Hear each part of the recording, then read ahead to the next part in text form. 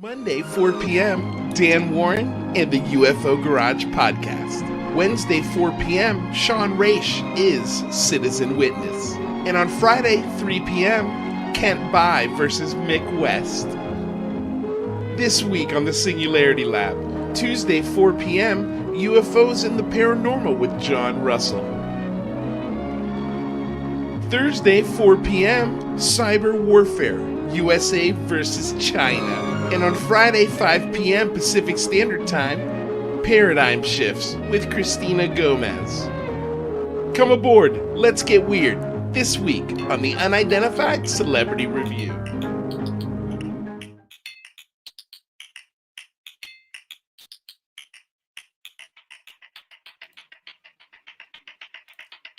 Hello again. The Unidentified Celebrity Review will begin at 4, and thanks for joining. Looks like we have 39 of us in the room. It's great to see you all. I'm glad you can make it. I agree, Greg O'Brien, first stage landing was perfect. Hey there, Dave Bradshaw. Not sure. Artemis, I'm so glad you could all join us. You know, the last couple days have been pretty exciting. We've had various purported leaks and photos from the report have been circulating. You know, some of these have been shown to be hoaxes.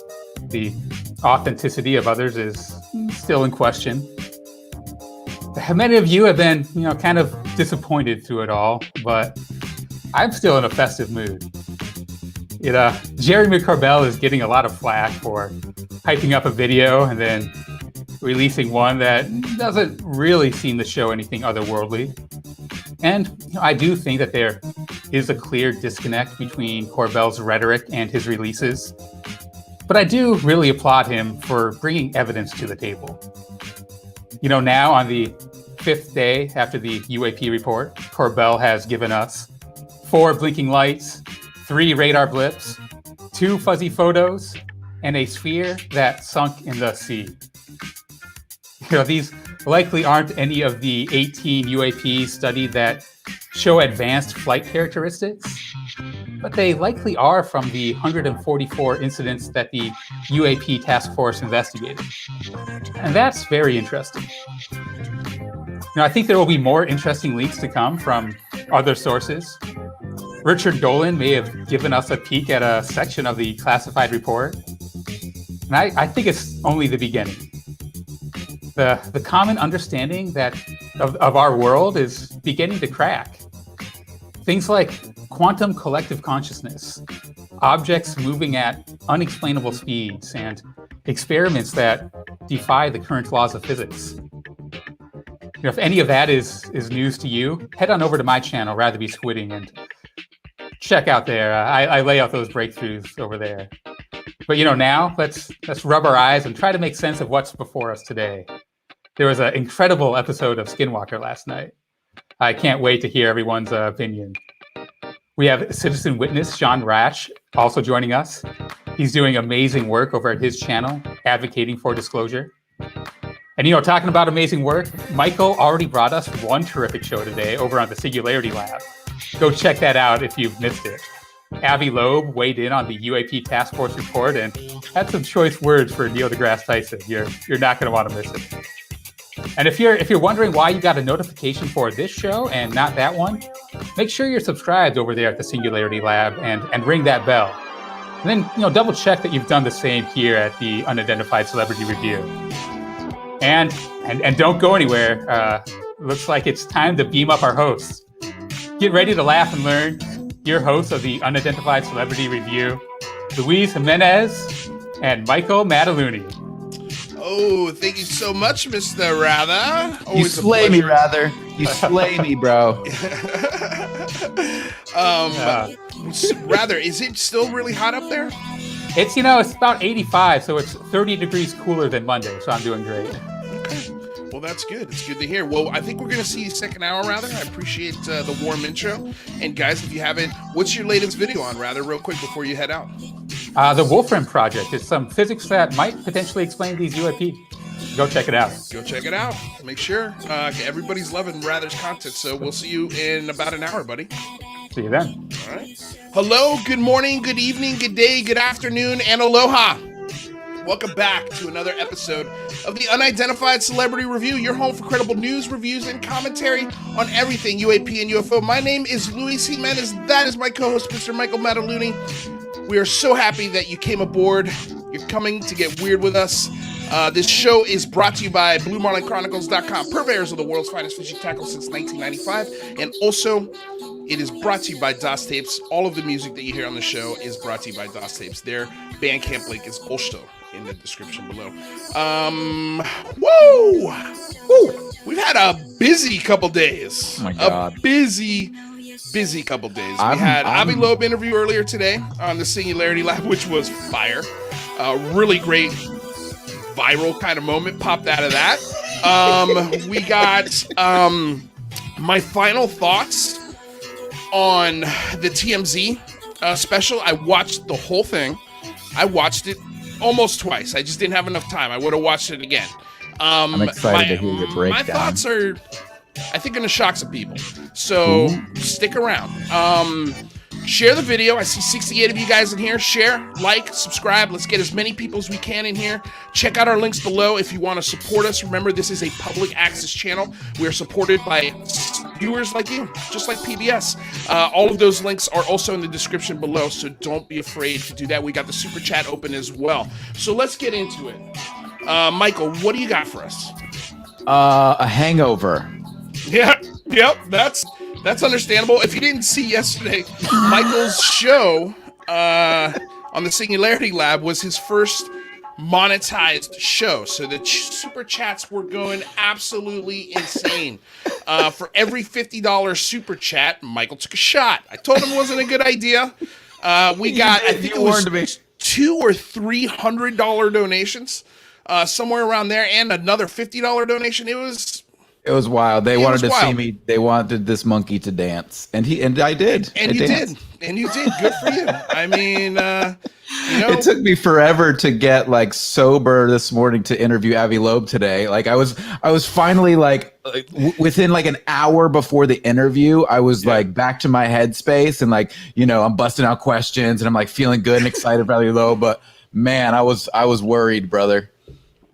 I was going to ask you actually. You usually stay up pretty late too. I'm a late nighter. Yes, indeed. You are. I mean, how many hours of sleep do you get? I actually can't imagine much. I don't sleep that much. I got a full-time marketing business during the day. Full disclosure, you and Alex had this back and forth in our WhatsApp. I've had so little time, I haven't even been able to go back and listen to what happened there. It was like 2:30 in the morning. But I'm like, dude, I passed out 2 hours before you guys finished that conversation. It was crazy. So I see we got Jazz Shaw waiting in the background. Jazz, just so you know, you're not due for another hour, my friend. But we still love you, and I'm glad he got his liquor. So let's. Yes. We just sent the crew at UCR and Singularity Lab just sent Jazz a little care package of some bottles for his support. He's been a tremendous support to this show, so we wanted to do him a solid. Yeah. Wait, what does it say? You were up until 1, dude. Was I? I don't know. I don't remember, man. These days are starting to melt together. Okay, so. Let's get into real quick before we bring Sean on, and then maybe he can sort of chime in when he comes in. I wanted to address this TMZ special, this hour-long special. We last night on your show for the last hour, we read some tweets, and then we did a Twitter space after the show, which was dope. And if you guys like to join some after show content on occasion, make sure you're following us on Twitter because last night we had some more of these. Yeah. That was awesome, dude. Yeah. And we had a lot of people there in Twitter Spaces. It was a really great conversation. We had Danny Silva, we had Stephen Greenstreet. I mean, it was dope. Yeah. And a lot of opinions were shared.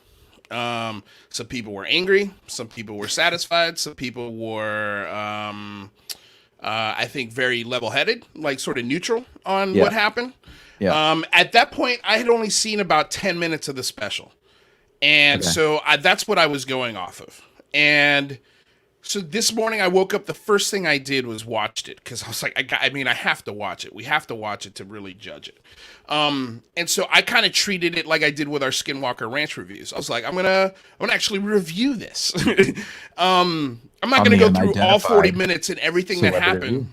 But what I will say, this was great. Like it was. I haven't seen it. But wow. I think if you're new to the topic and you watched this TMZ episode, I think you walked away going, "Oh shit, there's might be something to this." Right. They had great interviews. They had some really great questions that were asked by Harvey. I forget his last. I always forget his last name. Harvey. What was it? What did we say it was? Harvey. Levinstein. Harvey Levinstein. And one question in particular, he really pushed Christopher Mellon on his privilege, on his background. He was like, "You're a Mellon, like you are a person, like members of your, like you're talking about Gulf Gasoline and some of the earliest, biggest companies to ever hit and basically start the Industrial Revolution." Mellon's old money? I didn't know that. Old money. I'm interested. I would love to talk to him because if I'm not mistaken, I told this rather. I think he addressed that in a TTSA podcast interview where he basically laid out, and he didn't get into a lot of detail because I think it's a really personal story. But basically, I think he laid out that Mellon really doesn't have a connection to that wealth that people think. Oh, okay. I could be wrong on that, but he is. Yeah, you're talking about industrial giants of the Industrial Revolution, right? So, he was like, why are you doing this? He's like, basically because I can. He's like, I'm probably going to lose job opportunities over this, but it doesn't matter to me. The most interesting part is pursuing this question with as much passion as I want to, and it was cool, man. Like they had shots of Lou Elizondo on his ranch. Parts of his ranch that I'd never seen before. I know that's kind of lame for some people, but for me, I thought that was really cool. You get to see his ranch. There was somebody posted on Reddit the things that here's 3 things that were revealed, new information on this TMZ special. Lou Elizondo spoke about ATIP having built or already having warehouses to specifically store any collected materials. That's wild. Okay, that happened in the TMZ interview. Okay, and also I wanted to preface this with, keep in mind, Lou Elizondo, Jeremy Corbell, George Knapp, anyone you saw on that show has no say from a producer, directorial, or editing standpoint on how it looks, how it sounds, or how it's presented to the American people once it's done. So that's number 1. Number 2, also keep in mind, and I know this is going to sound kind of, I might be reaching here, and I'll admit it, I might be reaching, but TMZ has broken some massive, massive stories, especially when it comes to dead people. Prince, okay? The Mel Gibson tapes. What did they break on Prince? His death. Oh, they broke his death? Michael Jackson's death, they broke. Really? The Tiger Woods story, okay? The original Tiger Woods, like, his first big public. Oh, the audio of the strippers talking about him? Like, all of that was TMZ, okay? Nipsey Hussle's death. The Roger Sterling, the owner of the Los Angeles Clippers, the tapes of him being racist. Like, they break some pretty big stories. So the idea that they're taking an hour out of their scheduling to devote to this, I'm not saying you should be on your hands and knees and thanking God, but you should be happy about this. I thought, look, it was produced, it has its cheese, but if I was going to rate this on a 1 to 10 scale on 2 different categories, first being how it was edited, the production value. Okay, production value I'd give, and this also includes editing and direction, and questions asked, well, not questions asked, but editing, direction, art, camera angles, all that stuff. I'd give it a 7.5. You know, and the only reason why it's that low is because they did have cheesy music and build up, and it was very reality TV, but it's TV. Right. Well, and that's what Green Street was so upset about. He feels like this subject should be taken out of this sort of 1990s feel of reality, you know, breaking entertainment magazine sort of, you know. I agree with that, but this wasn't Harvey, what is it again? Levin. Harvey Levin. Harvey Levin. He screwed up the first one. Harvey Levin, okay?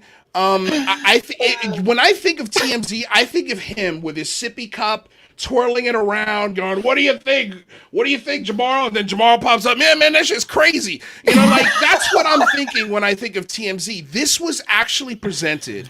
They went, in some cases, they went to the people live and in their face. A lot of these things were remote, but it was shot really well. Like, it really was. So 7.5 from a production standpoint. From a facts standpoint, I'm giving this a 9. And I would have given it higher if some of the, especially from Ryan Graves, they cut off some of his responses to really good direct questions where I was like, damn it. But other than that, I thought this was great. That's great, man. I mean, I really did. And I would highly recommend for people to watch it. And I know I'll go check it out. It's not 60 minutes, but you mean it's 15 not minutes? 60 minutes. You know what I mean? And 60 minutes wasn't 60 minutes. Yeah, it was only 20. Right. You know, like it were 12. Really, it was more like 13 or 14 with commercials. Right. You got a this full was a hour. 42-minute presentation. Right. And it laid out all of the players. And I'll tell you what, to defend Corbell on that, it also laid out the entire picture that they're laying out for you on this USS Omaha thing. And the new footage that they released last night was 1/10. Not even 1/10. It's 1/100th of this entire presentation. They literally didn't even talk about it. They just showed it. You know, and Harvey, I think he referenced it with you know, the thing that strikes me is that they fly in formation. And I was like, well, is 2 ships formation? Right. That was my only thing. And they edited Ryan Graves to make him look like he agreed with the fact that there's no natural things that fly in formation. Birds fly in formation. Yeah, Green Street said that last night. You know, but I don't know if that was just bad editing. I think it was. Because I don't think Ryan Graves would agree with that if you asked him that at post edit. Not. Okay. Yeah. So that's what I wanted to say. I wanted to get that out of the way, get my final thoughts on the TMZ thing, because I had to stand corrected on it a little bit. I had to walk back. I was like, oh shit, man, Stephen Greenstreet thinks this sucks. It's gotta suck. And my expectations went really, really low. I almost didn't watch it. And I'm glad I did. I really, really am glad I did. And I would say to Stephen Greenstreet, maybe go watch it again. And just keep in mind, it's TMZ. Again, I think he just reacted not to, you know, you make a good point because you lay down all the new things that came out of it. I think he was just reacting emotionally because he was frustrated with this topic being relegated to this sort of reality magazine sort of thing. And we don't get to decide that. I know. Agreed. I completely agree, dude. I agree with you. I completely agree that the information is what's important. And we brought this up on the spaces last night, that the fact that the amount of people that are going to see this who wouldn't watch a 60 minutes, right? You're meeting people where they are. And as long as we're getting the data out there and the information out there and meeting people where they are, I have no issues with it. Right. I'm right there with you. Okay. So then the other thing I wanted to correct, and it's something that I said last night, and somebody had reached out to me, and she is the wife of a military personnel member who works on an aircraft carrier in the Navy. And I remember yesterday I had said something about the Viper team. Like, what's the deal? Why are they have, like, you know, this terrible equipment when they're the ones who are like literally boots on the ground? You're the boots on the ground version of trying to get this information. And she was like, look, so in some cases, not a lot, but in some cases, and this is true, these service military men and women are not given the proper equipment. Sometimes they buy it themselves. And I wrote back to her. I was like, look, I get that. It's a valid point. And maybe that's what we're seeing here. But Jesus Christ, they're the Viper team.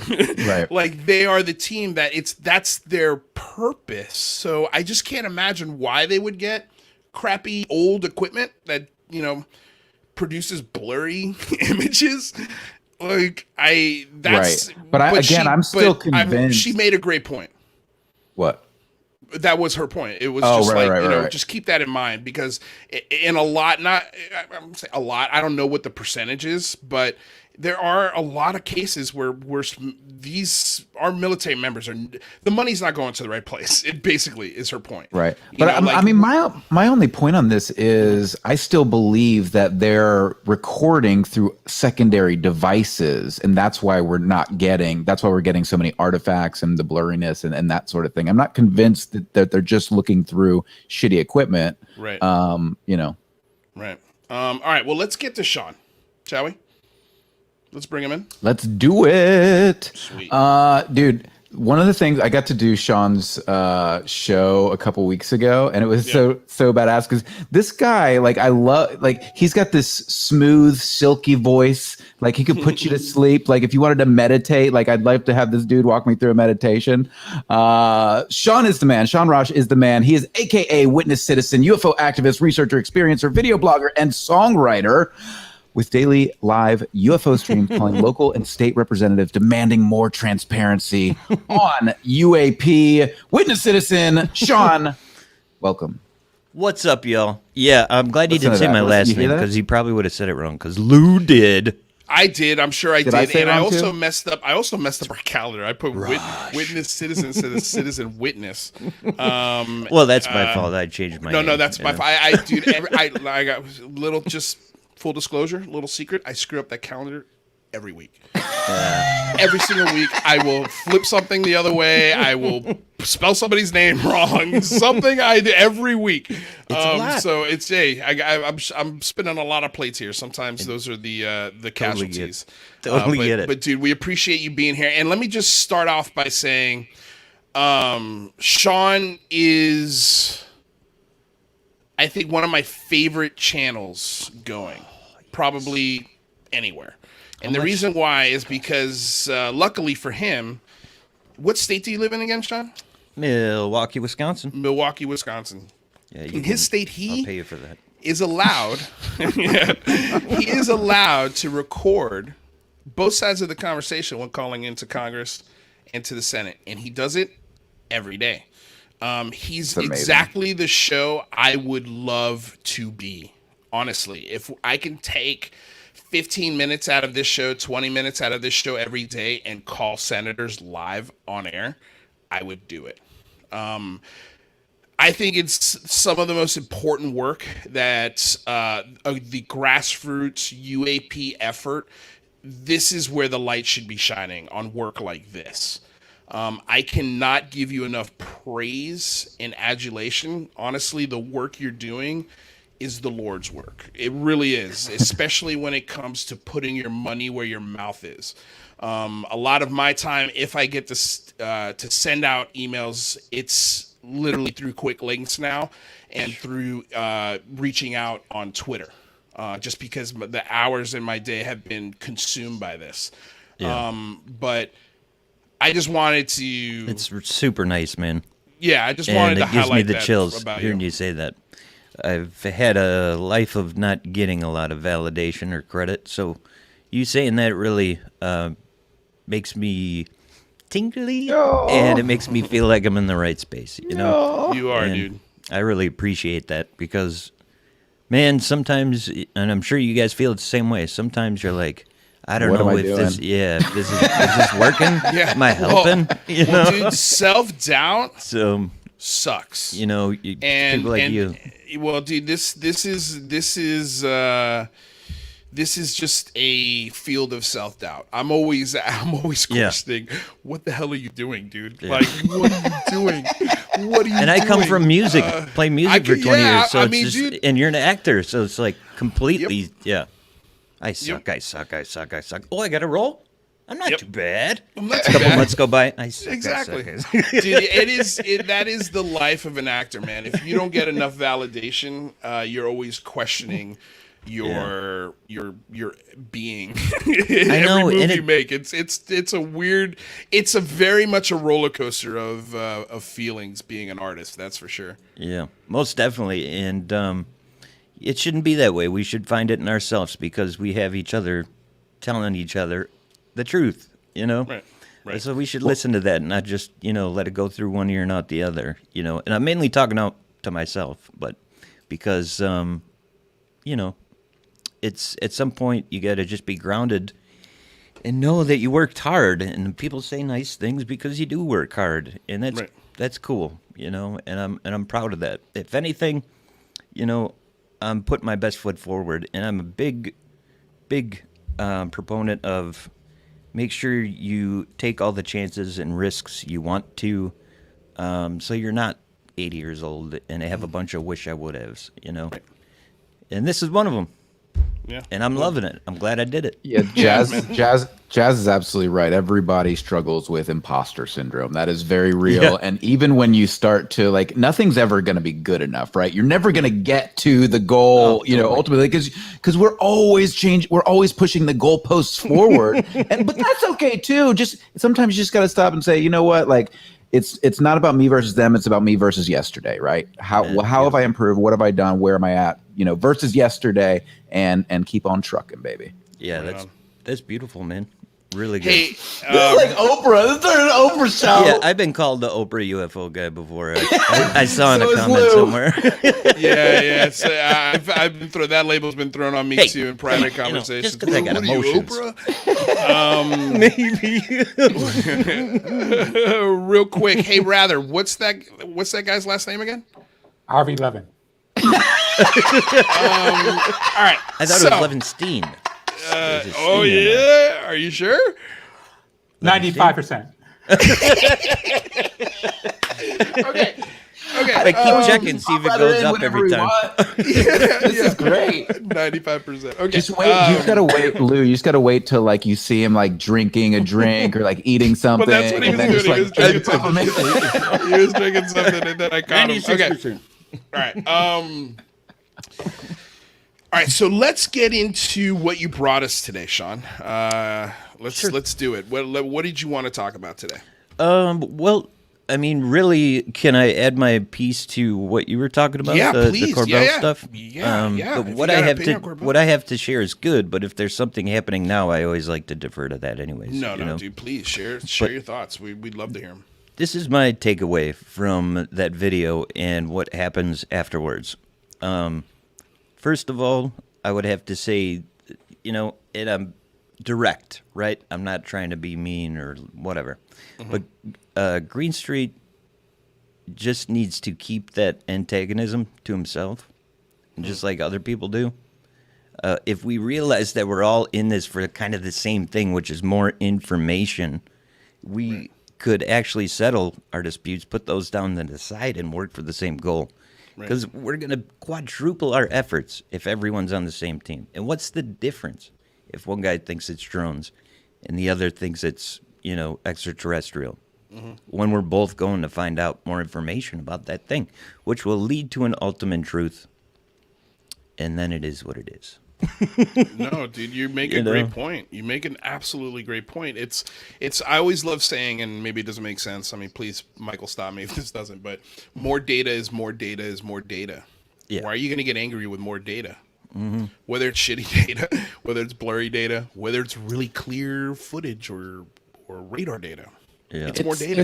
It's people Just take managing it their and run. expectations, I think, Lou. And I think a lot of it has to do with folks not liking any sort of marketing surrounding these releases. And I think that's where the animosity comes from. If there's any negativity towards Corbell, it's not purely the data. They're not just mad that he's dropping data. They're mad the way At the he's processing. at the process of how he's dropping data. But I don't specifically have a problem with that. I think, if we're getting data, we're getting data. That's what I care about. And at the end of the day, I can easily put that aside and not focus on that part. Well, could it be just to defend Green Street's anger a little bit? because he's a professional journalist. He's really putting his career out on the line here. He is. You know, he's really fighting for this, and it's like, you know, it's almost like me, like as an actor. I'll watch Saturday Night Live and be like, yeah, I could be on that show. I should be on that show, you know? And I've auditioned. I didn't get on the show, you know? Like, it's cool, it's sort of this, like the same, a little bit of the same thing where it's just like, you know, he's got this professional expectation from all of his other fellow journalists, filmmakers, whatever. And when they don't meet it, there's an emotional reaction to it, as opposed to, all right, let me step back at this and look at this from a, as Jazz likes to call them, a newbie's perspective, you know, a noob's perspective to this. If you're new to the UAP topic, and there's a lot of new folks, and by the way, we're almost to 3,000 followers. I think we're like 11 away. So if you haven't subscribed yet, please do me the solid. Hit the subscribe button, because we're almost there. Sorry, I didn't mean to get off track. But you understand what I'm saying, right? Like there's this, it's just, I understand his emotional response, but he needs I'm telling Green Street what he needs to do, but it would be nice if he just stepped back and says, shit, you know, I personally hate this, but does that mean I should slam the shit out of it and maybe deter people from watching it and missing out on 3 new facts that were laid out in this show that we've never known before? Like, I think people respect Green Street enough to say, well, if Green Street hates it, I'm not watching it. You know what I mean? Like, because they see the basement office, they see his artistic visions. It looks clean. It sounds great. The information is solid. And if Stephen Greenstreet's saying, well, this doesn't look good, it doesn't sound good, and on top of that, it's bullshit. It's like, whoa, wait a second. You didn't even watch the whole thing. He only watched half of it. You know, like he was. I love him to death. Like he's one of my favorite out there. But I wonder if he's got other beef, like a Twitter regret, you know, or like buyer's remorse a little bit. We all do, right? It happens to the best of us, man. Sometimes we don't handle things properly. We get emotional. So there needs to be compassion on both sides as well, and that's how we can come together. Is understanding that we're both flawed human beings here.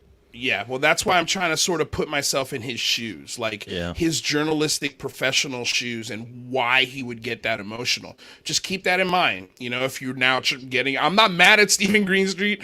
I'm not, you know what I mean? I'm not upset at anyone. I think this is a great learning experience where we could go, oh, shit, this is why we shouldn't get emotional about this stuff. You know, this is why we shouldn't identify with this topic so hard. Because when it doesn't meet our expectation that we are starting to set really high, it's going to crush your soul every time. Join me and put your expectations down as low as a puddle. So that way, you know, when you don't get wet when it splashes, it's like, hey, great. I think Green Street also enjoys a hot take and a quick burn. I think he had fun. I think that was just fun for him. But then again, that's a level of marketing. It is. Yeah, sure. And I can say in Corbell's last release, I don't know how you guys feel about this, but I felt like it wasn't really hyped like the other ones were. I felt like he may have listened a little bit. Because he definitely did before with the high noon and stuff and all that. Yeah. This time I know he did with the red alert thing, the one thing, but it was definitely way more hype for the other stuff. This one, I think there was this weird situation with the TMZ thing, and I'll tell you why. Because TMZ said they were going to have a special, and they were going to show this video off the deck of a boat, right? So I'm thinking, deck of a boat. Right. Bell talked about having another video, which is off the deck of the Omaha. Right. And all of a sudden, this guy comes out and says that. So I'm thinking, Corbell said he was going to release something on Friday. This is a video from the deck. It's not the same thing, is it? And then all of a sudden, he's on their show, and they release it together. So I'm not sure, but there's definitely something interesting there. But regardless, like whatever you think of the videos, right? Yeah. The videos, I think, are meant to not convince us of alien life. They're meant to say, hey, we may have a problem. Here's proof of us looking into it. Boom. You know, Yeah, it just paints a bigger picture of one day or a 2-hour event. Yeah. And look, I mean, the guy's adding coordinates. You know, he's adding names of Data ships. points. I think the video sucks. I'll tell you. No, but I mean, the agree. whole thing it's about the whole thing. You know? Right. Correct. It's like, again, it's like I said last night. It's like trying to build a puzzle, and sometimes when you're looking at puzzle pieces and you're trying to put together this bigger puzzle, you'll see pieces that excite you, you know, because you're like, oh, I know where that goes, you know, and then you pop it in there, and then you're going to see other pieces that absolutely confound the shit out of you, where you're just like, you have no idea what you're looking at. Okay, you know what? I'm going to save that piece for later because that is stupid, whatever that piece is. I wanted to say something quickly about this question. How is Corbell making money off it, though? Just views on YouTube. And one of the things that Danny still brought up, he brought the same thing last night. Like, he's not making money off these releases. Now, what he is able to do is build a bigger fan base and get more eyeballs and more clicks and more energy on the topic and him, and then he sells documentaries and different things like that. But the dude's got a full-time job. Like, he's not rolling in the dough here. He's a property manager. Yeah. He's a property man. Like, that's what he does full time. Fixing light bulbs. Barb, come on. And he works out and maintains his beard. Yeah, you know? And then on his free time, which is the rest. Real, brother. Like, I'm going to tell you again, like, just with the small interactions I've had with him, he's always exhausted because he's juggling all of these things, doing a lot. You know? So just, again, keep these things in mind when you start getting emotional about these things. Real quick, what's his name? Harvey Levenstein.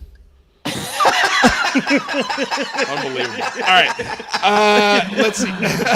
There you go. Harvey Levin. He's right. It's Harvey Levin. Okay. Michael, let's reset the room and reset the room. For those of you just joining us, we've got, and Sean, please say your last name for me. Raasch. Levenstein? Rauschenstein.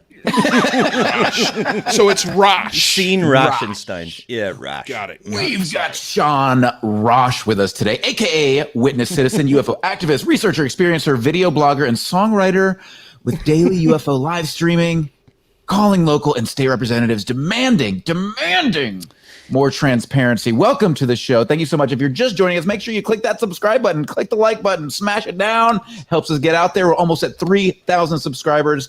Get us there, guys. Get us there. I don't know what that was. Yeah, and please, guys, don't forget, we got our links to our monthly Patreons. So if you want to support the show monthly, you can go check out the Patreon. I think we got a new subscriber today. And by the way, we are still working on a way to thank you guys at the beginning and end of every show. We just got to get it done. There's been a lot of stuff that's been happening. And also, don't forget super chats, man. If you got a burning question for Sean, for Michael, for me, for anyone, just throw it in there. We'll make sure that definitely will be asked. And your show is now on Spotify. For also, those the of show's you, now on Spotify. Which, by the way, you guys are loving. The Spotify downloads are insane. Really? I was like, damn, okay, great. And we've been getting a lot of love. People is like, I can listen to it at work. It just makes life a lot easier. So just search the Unidentified Celebrity Review on Spotify, and it'll come right up. So I recommend starting from the newest episodes because there's a lot in there. All right, so let's. All right, so Sean, so are you ready to talk about this DC case? Oh, sure, yeah. Let's do it. So I got the. Well, I'll just show you the document so you can. Yeah. I don't expect you to read the whole thing, but just tell you what I'm citing. Yeah. So the Washington D.C. sightings, we all know, were blamed on a temperature inversion, correct? Yes. Now, when you say the Washington, D.C. sightings, and rather, I think you're going to pull a picture up of this. This is the famous picture, just so everybody knows exactly what we're talking about. That famous picture of these objects flying over the Capitol building, right? That's a drawing, though, it looks like. It was in the newspaper. Can you click the picture on the third one on the first row there? Newspaper? Rather, if that's a picture. Oh. There you go. Yeah, click that one right there. So this is what we're talking about, right? Oh, yeah. The DC event. Yeah, 1952 July. Yeah, okay. 1952 July. So it's known that there were really 4 days of sightings, which is the 19th, 20th, 26th, and 27th. The interesting part about this is that if you read this part right here, so let me backtrack a little bit. In 1960, actually I have to start from the beginning for this to make sense. Yeah. So in 1947, the Roswell thing and everything, we're talking about Grudge, Blue Book. Twinkle, all that stuff. So that was all run out of Wright-Patterson Air Force Base, really by the Air Technical Information Center, ATIC. So throughout all this stuff in these reports, you don't really see much of Blue Book or anything else. You see all ATIC. They actually went out and took the reports, did the intelligence, and worked a lot with OSI. Right. So ATIC actually went up from 47 to 61, and at that point turned into FTD, which is the Foreign Technology Division.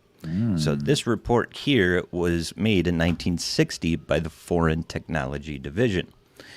Before that, ATIC would have wrote it.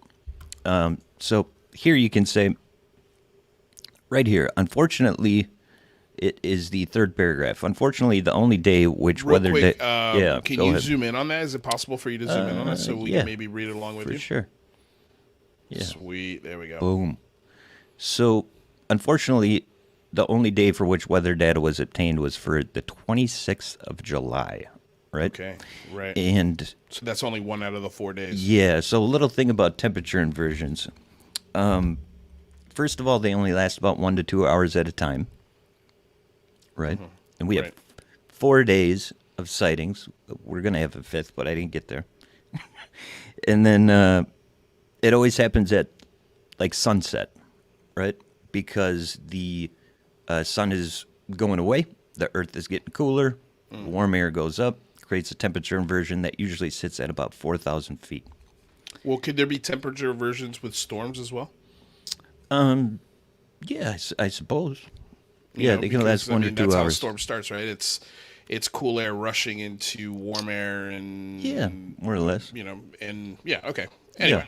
But why? I don't understand the relationship between the way the UFOs looked and the temperature inversion. Like, I don't understand what the relationship is there. Was that the official? Is that the Well, official excuse? Yeah, for the what temperature people saw? inversion is. Yeah, then they would use the temperature inversion as a reason people saw those things Now, as was well, the- bending and all that.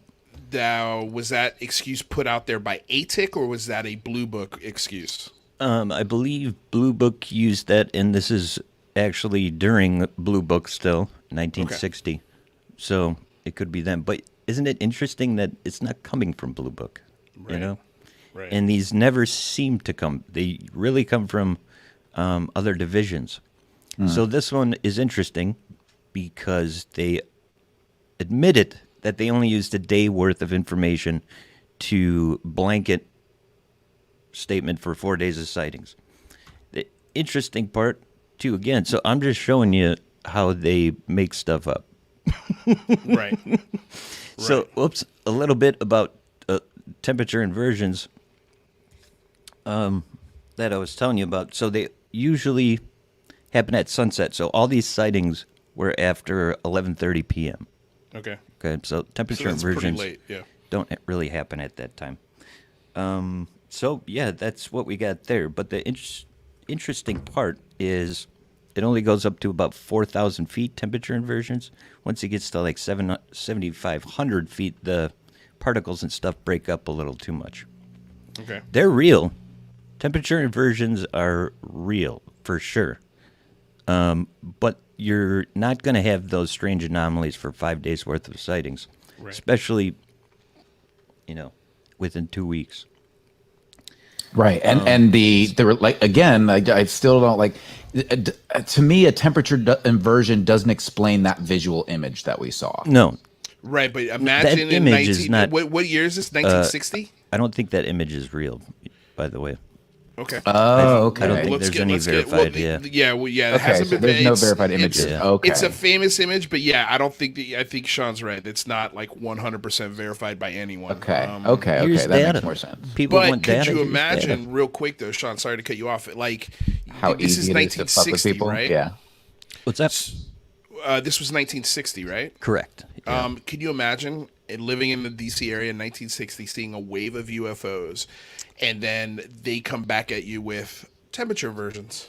Yeah. Oh, totally. And we're not But- saying anything past that. That's what it was. Right. Like how much that would piss you off. Right. Especially think- if they're doing Here. things, right angle turns, things like that. Yeah, and I but think yeah, that- go ahead, Sean. The easy thing for them, though, at the time is that, how many people actually saw this? It was probably a small percentage of people, so they can easily make up, whatever excuse that they have. And, the majority of people will just accept it.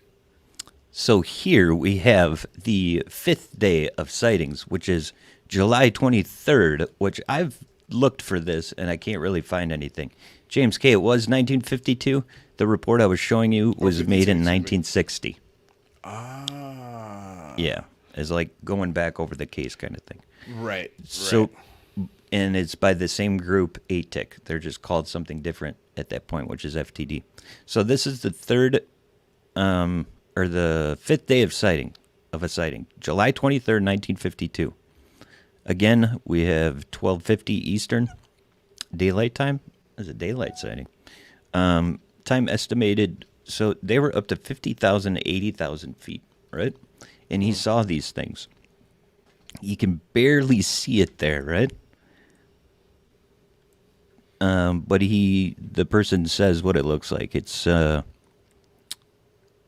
was under surveillance for 20 minutes. Wow. And it says metallic or silver down here. Something material. I can't see what that says. And then here it says bright red. All objects were bright and reflected light. So this day wasn't even mentioned in all of them. It was actually over Pennsylvania. There was also sightings on different days over Baltimore. There was also sightings over Virginia, one of which was Langley Air Force Base. So this was nuts. And all these days have witnesses, military, that'll say it 90-degree turn, up to 3,500 plus miles per hour, seen with their eyes, multiple, and radar corroborating that. So there's data and witnesses. I was going to say real quick, lies. Rather's got a clip from 1952 from the Sanford Press, and it's a statement from 1952 where he says certain percentages of sightings are unexplained. So we're going to play that real quick, Rather, if you want to pull that up. And just real quick, let's bring in Rather. So Rather, who is this talking? So this is Major General John Sanford's statement, correct? Oh, I just posted something like this. Yeah, today. and this is a couple weeks after the incidents that Sean was talking about. And I'm going to play the clip. He just got done saying that, they investigated a bunch of thousands of UFO reports, and most of them were hoaxes and explainable phenomenon, but... And just also, wait, I'm sorry, real quick. Just keep in mind, as you watch this is a major general in 1952. Okay, so if you haven't seen this, really, really put that context on this, because it's important. So, Rather, real quick, what was that lawyer's last name? Harvey Levin. Excellent. So keep in mind, the people in the media treat it kind of cutesy and make laugh about it. This guy is not laughing. No, he's not laughing. Yeah, all right, let's play it. Let's hear it. And can you blow that up to full screen? Thank you. There have been a certain percentage of this volume of reports that have been made by credible observers of relatively incredible things. It is this group of observations that we now are attempting to resolve. Our basic difficulty in dealing with these is that there is no measurement of them that makes it possible for us to put them in any pattern that would be profitable for a deliberate, custom sort of analysis to take the next step. We have, as of date, come to only one firm conclusion. That's probably with respect the best to this remaining percentage. And that is that it does not contain any pattern of purpose or of consistency that we can relate to any conceivable threat to the United States. Wait, there's a good one, but is Keogh after this? Is he in this one, Rather? I think this is just... yeah, there he is. That's the best one. Let's listen to Keogh. Hold it, boys.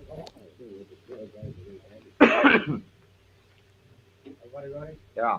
He looks nervous as hell. With all due respect to the Air Force, I believe that some of them will prove to be of interplanetary origin. During a 3-year investigation, I found that many... Can we just give a little history on who's talking here, so that way people understand the levity of what's being said?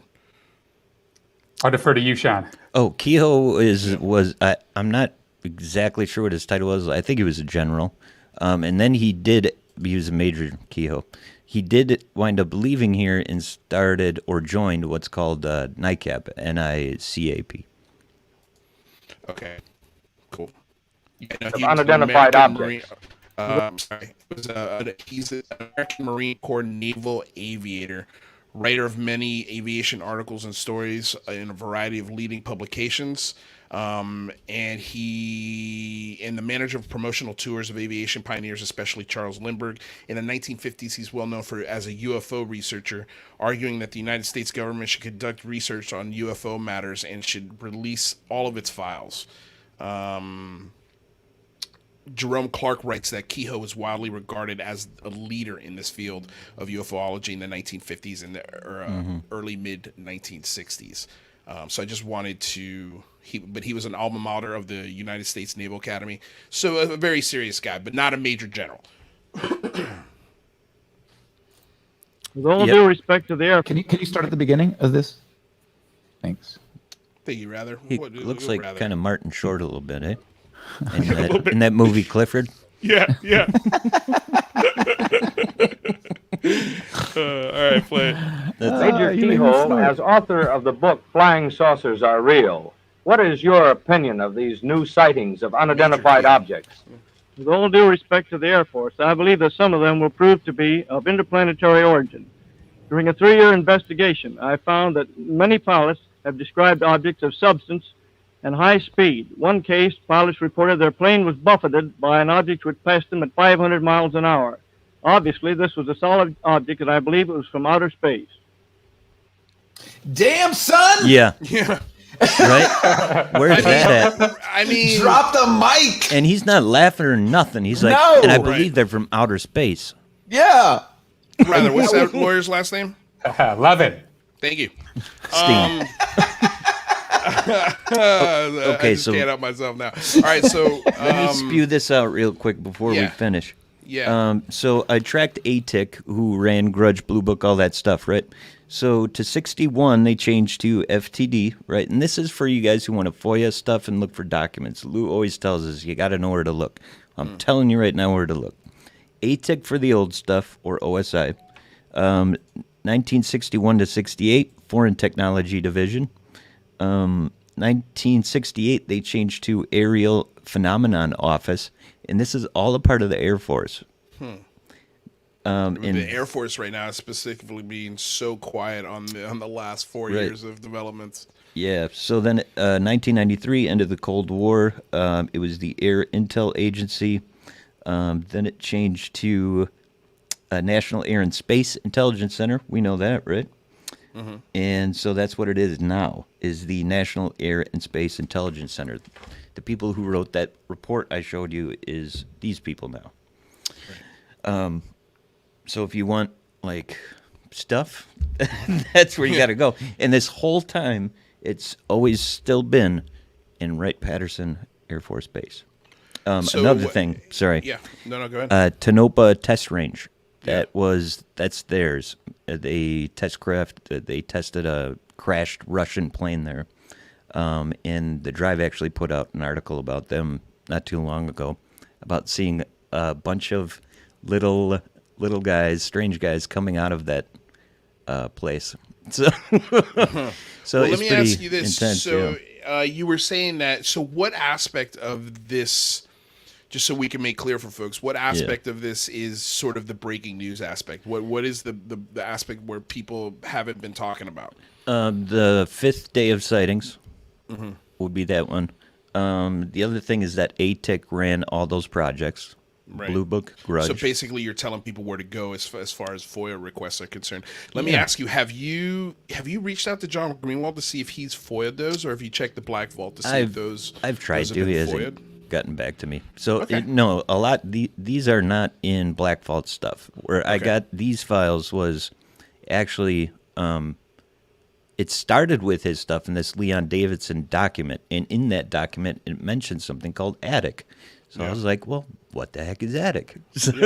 So I went looking for it, and I found a treasure trove of attic documents, OSI documents where they take down reports in all the different districts. So I got reports New York, Michigan.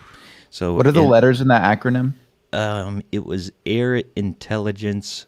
Wait, no, Air Technical Intelligence Center. ATIC. Okay. Yeah, there it is. Yeah. ATIC. Which is, and the people that came from that stuff are now heading up the Space Force. Yeah. Well, I wonder. I don't see Jazz in the Crazy. back. He probably just checked out until the second hour comes. But maybe Jazz would be able to FOIA some of these. Yeah, I mean, I FOIA'd the Air Force for ATIC and then all the keywords, and if they actually give it to me, it's gonna be like, it'll break my computer probably. Yeah, yeah. Because all that stuff did stay in the same place this whole time. Wow, Which that's is wild. still the Air Force.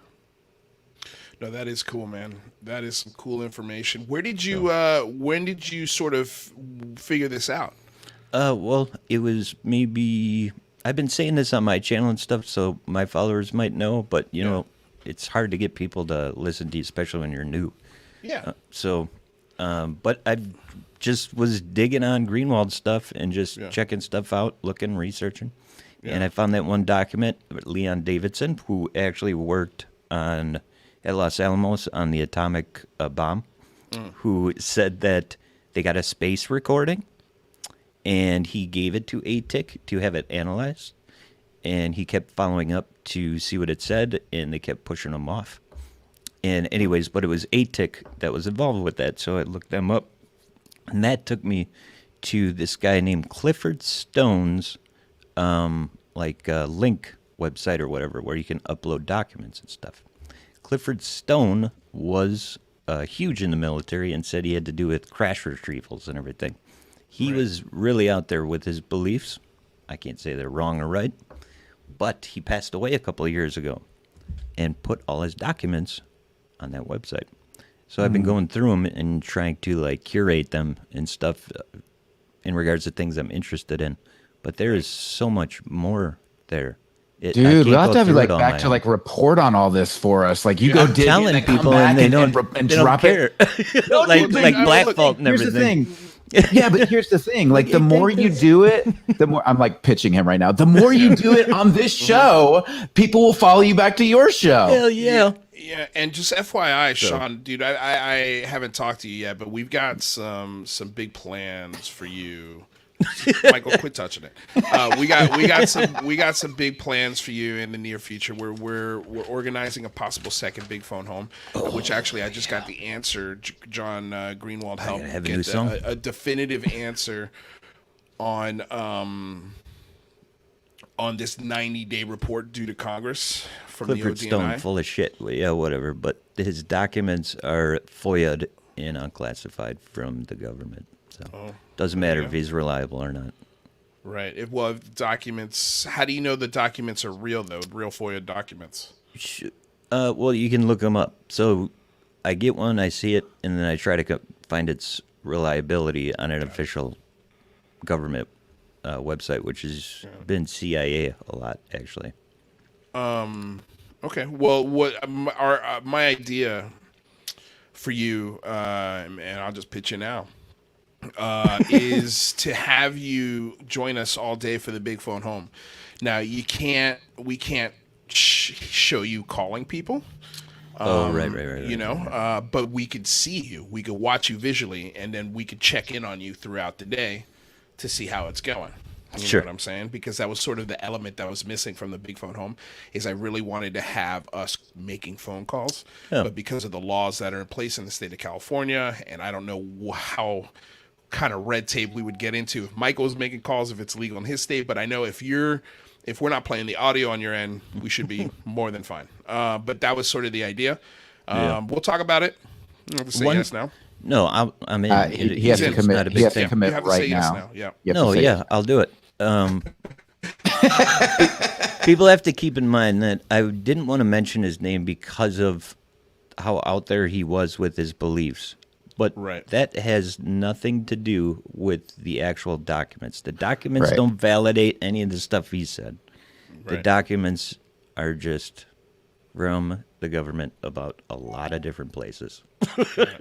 And sightings Hey and such. Lou. Yeah, what's up? Hey Lou, maybe we could get. Oh wait, that's the wrong one. Maybe we get somebody to do. they keep Well, going. yeah, so I'll do quick. it. Yeah. Hold on. It was. Where is it? Yes. Maybe they can make it a simulation of you calling. That would be dope for anybody out there who is an artist, a digital artist who.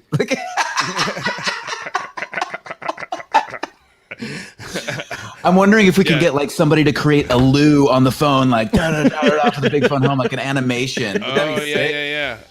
Yeah, maybe we could get something like that done. That's the least I don't know. compelling That's evidence ever. so much work. I'd rather have somebody actually I've seen way doing better it, you know? Yeah. I think, Senator, you should give me all the information. Thank you. Maybe they just live in the spaces in between. Imagine if he said that, and then the senator on the other line's like, well, I was going to send it to him, but he just hung up on me. I don't have an address. Okay, well, dude, we're running out of time. Hey, thanks for having me. And I just want to let you know, man, we do this every week, but when you have a really good one that you want to share, just hit me up, and we'll see if we can squeeze you into the show.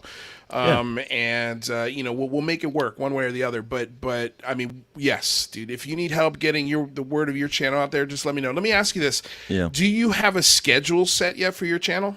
Yeah, Monday through Friday at 1 p.m. Eastern or Central Time, and if we have a guest, that'll be at 2 o'clock Central Time. So I'm doing a lot on my own and trying to bring in guests as much as I can, but it is Monday through Friday. And you've had some great guests. So you've had Green Street on there, you had Michael on there, you've had me on there. I think I'm a pretty great guest. I saw Ryan Sprague pop through there, and also Andy McGrillen over there from that UFO podcast, one of my favorite shows out there. If you guys haven't seen that show or listen, that's very nice, or listen to his podcast, definitely go check out Andy's podcast. It's one of the best ones out there. Who put what up?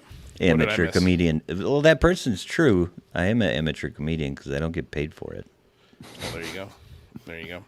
All right, my dude. Well, we appreciate you stopping by. Real quick before you go, if you can, just tell everyone where they can find you. Yeah, you can find me on YouTube, Witness Citizen UAP.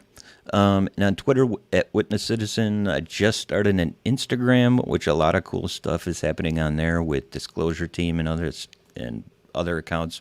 He's breaking European cases on there that he doesn't even talk about on Twitter. So yeah, well, him and Max are doing a great show. And I got a website, witnesscitizen.com, where all the documents and stuff that I've been reading off of, you can go there and check them out for yourself. Awesome. Well, everybody, that was Witness Citizen, Sean Raasch. Yeah, thank you so much. Thank you so much for joining us, dude. Honestly, you're doing great work. Seriously. Integral part of my life. We appreciate it. Yeah, we appreciate you, man. All right, we'll see you soon, buddy. Later, brother. And that voice, that smooth voice, he's cool, and he's just Raasch is a cool dude, and he's genuinely trying. He's a cold ass honky. Genuinely trying, and new channels, man, they're tough. Like the first year, dude, it's hard. It's hard. It's really, really hard. It's really hard. So if you're looking to do this, just FYI, make yourself a long-term goal. I told myself when I started the channel, I'm like, I'm going to give myself 5 years. 5. I was like, like a realistic growth goal. Anyway, let's reset the room. Let's welcome everybody. Just FYI, before you do, I'm 6 subscribers away from 3,000. 6. So do me a favor. Hit that subscribe button, baby. All right, go on. Oh, also, real quick before we do that, that clip that you cut out today from Avi Loeb burning Neil deGrasse Tyson, I put it over on Reddit. It's at like 250 upvotes. So if you're a Reddit user out there, please go upvote that bitch because it's flying on Reddit right now. Dude. I didn't see how many views it's up to on my Twitter. But yeah, no, it's a killer clip, and we're gonna play it in a couple of minutes. So yeah, stick around for that. All right, so for those of you just joining us, again, thank you so much, Sean Raasch. He is the man. Make sure you go follow him. His show is amazing. He's a great dude doing great work. So for those of you just joining us, we are going to be reviewing Season 2, Episode 8 of Skinwalker Ranch this evening, and we've got some great guests for you. An amazing panel is going to dissect this episode together. So we've got Texas UFO researcher Jane Kyle, aka UFO Jane. She's documented thousands of UFO cases over the years and interviews with experts and others on our YouTube show, The Weird UFO Show. It's always a pleasure to have UFO Jane. Hey, Jane. I don't have any catchphrase. Yeah, I was I'm like, not as good as Michael with the little zingers. Hold on, I'm just texting Jazz. Carl Vibe's not gonna be able to make it today. He had a little emergency. Oh, okay. And I thought Alex was disconnected, so that's why I took him out. Is he disconnected? I don't know. I can't tell. Maybe he can hear us, but I don't know what's going on. Yeah. Anyway. Look, we got a super chat, 420. What? Thank you for the super chat, Schoolcraft. Appreciate it, baby. That'll keep me out of an Uber for a good 12 minutes. Yes. Hey, so every I appreciate 12 minutes 12 counts, minutes you guys. less than an Uber. That I love it. So I appreciate it. Amen, hallelujah. Okay. So let's see. I text Jazz. Let's see if he'll get in here in a couple minutes. Okay, so let me in go the ahead. meantime, Allow me to introduce Rather Be Squidding, who is an extraordinary YouTube personality and always slaying the introduction to this show with extraordinary thoughts and ideas and the well-placed quip. So thank you, Rather. You had me. I was literally cracking up backstage when we got started today because you just killed as usual. If you love interesting technology, science, cutting edge reporting, make sure you go subscribe to Rather Be Squidding on YouTube. His show's incredible. He is the effing man. I make sure to let him know that on the comment section of his videos. So you guys should too. Thank you, Michael. Appreciate that. Yeah, no doubt. All right, so do we have Jazz joining, or shall we? Shall we rock and roll here? Well, I can see that Alex is having a hard time connecting. Weird. What's going on? I don't know. Sun flare? Yeah, but I don't know. He's got a couple of anyway. Okay, no, we'll just wait for Jazz to pop in. I'm sure he'll pop in here. Maybe he's got something else to do. I'm not sure. Yeah, well, he just received his gift basket of alcohol, so he might be setting up the bar. Did you guys catch that Jazz's wife, the George, her dad was a Wright-Patterson expert and missile expert guy? No, I missed that. I'll try to put that in the chat because I definitely did not give her justice in my bastardization of what she said. But people know that Roswell debris was flown to Wright-Patterson. It was first flown to a place, I can't remember the base, here in Texas. And then I think it maybe ended up at Wright-Patterson. I mean, it could be Area 51 or some other place I don't know the name of. Jazz said that his father-in-law is very tight-lipped even to this day. So maybe we're all 3 degrees of separation from the actual Roswell artifacts. There's Jazz. Speaking of. Hi, Jazz. Oh, you just muted yourself. We welcome the renowned Jazz Shaw, who's the editor-reporter for Salem Media and The Debrief, U.S. Navy veteran, follower of the strange and unusual, the one, the only Jazz Shaw. Yeah, the big problem I have is, when I step into the first hour of the show, I clicked the wrong link, and I clicked the StreamYard link, and it's like, oh, you're in the back room. I was like, no, I was trying to get the YouTube channel. And then we finish up and we go into the second hour and it's like, oh, Jazz should come in. I'm like, oh, yes. And I click and I'm on the YouTube channel. I'm sitting there staring at my computer like, what, you can't hear me? So, no, I haven't really figured out this entire internet thing yet at my age. But that's what most people do when they're watching this show anyway. They just go to YouTube and yell at the computer. Yeah. And scream at the computer, yes. Yeah. Exactly. Yeah, so you're in good hands. Okay. So real quick, let's go ahead and play this clip that is going viral. It's from today's show. Oh wait, hold on a second. That Michael had on the Singularity Lab. I'll be right back. I gotta get my notes. Do your thing, sir. Do your thing. And yeah, it's you want to set this up, Michael? It is so funny because like I was trying, and I literally said I don't know if I said it in this clip, but I was like, listen, I'm not trying to shit on Neil deGrasse Tyson. You say it in this clip. Did I? Okay. Yeah. Just go ahead, just play it. So anyway, we had a live interview with Avi Loeb today at 3 p.m. Eastern. Make sure you check that out at the Singularity Lab. But this is a fun clip from that show. Gotta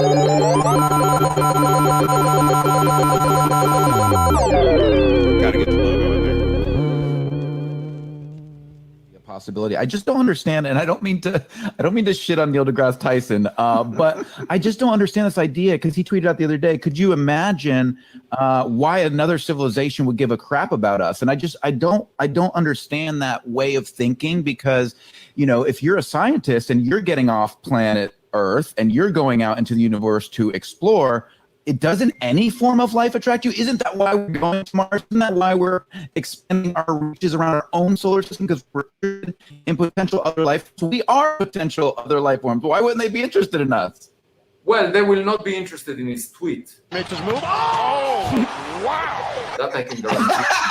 Because if they care about intelligent species, this is not an intelligent tweet. Now, if we want to gain their attention, we should behave intelligently. I mean, we can behave non-intelligently like we had over human history.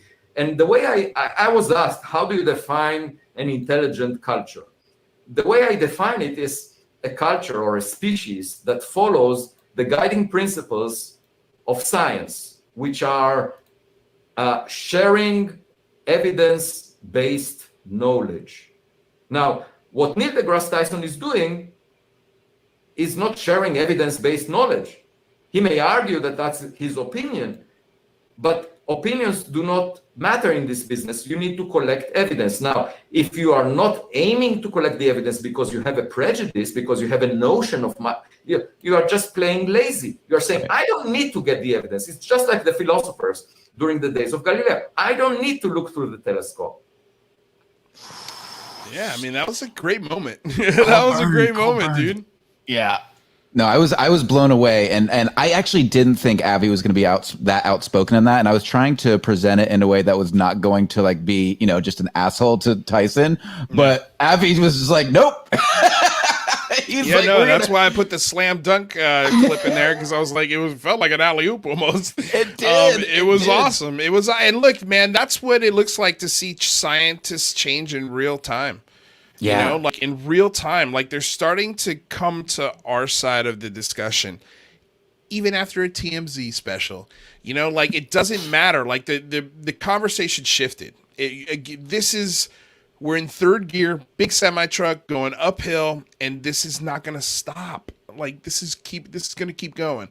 We got plenty of power to get up this hill. So I just wanted to highlight that and maybe get everybody else's thoughts. What did you guys think? Did you guys see Neil deGrasse Tyson's late, pinned tweet?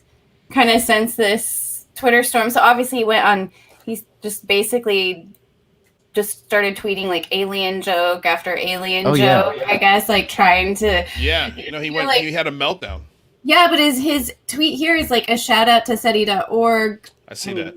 SETI of all, but like the most skeptical alien, searching organization. Shostak is kind of jerky when it comes to this conversation. For their decades of work in this field and to the U.S. Department of Defense for looking up while the rest of us are looking down. So it kind of seems like he's acknowledging that he's maybe not the expert on this, and that's interesting. He saw Michael's question in the interview and then felt bad. Oh, no, this happened 2 days ago. Yeah, it's a couple days ago. That's sweet of you, though, UFO Jane.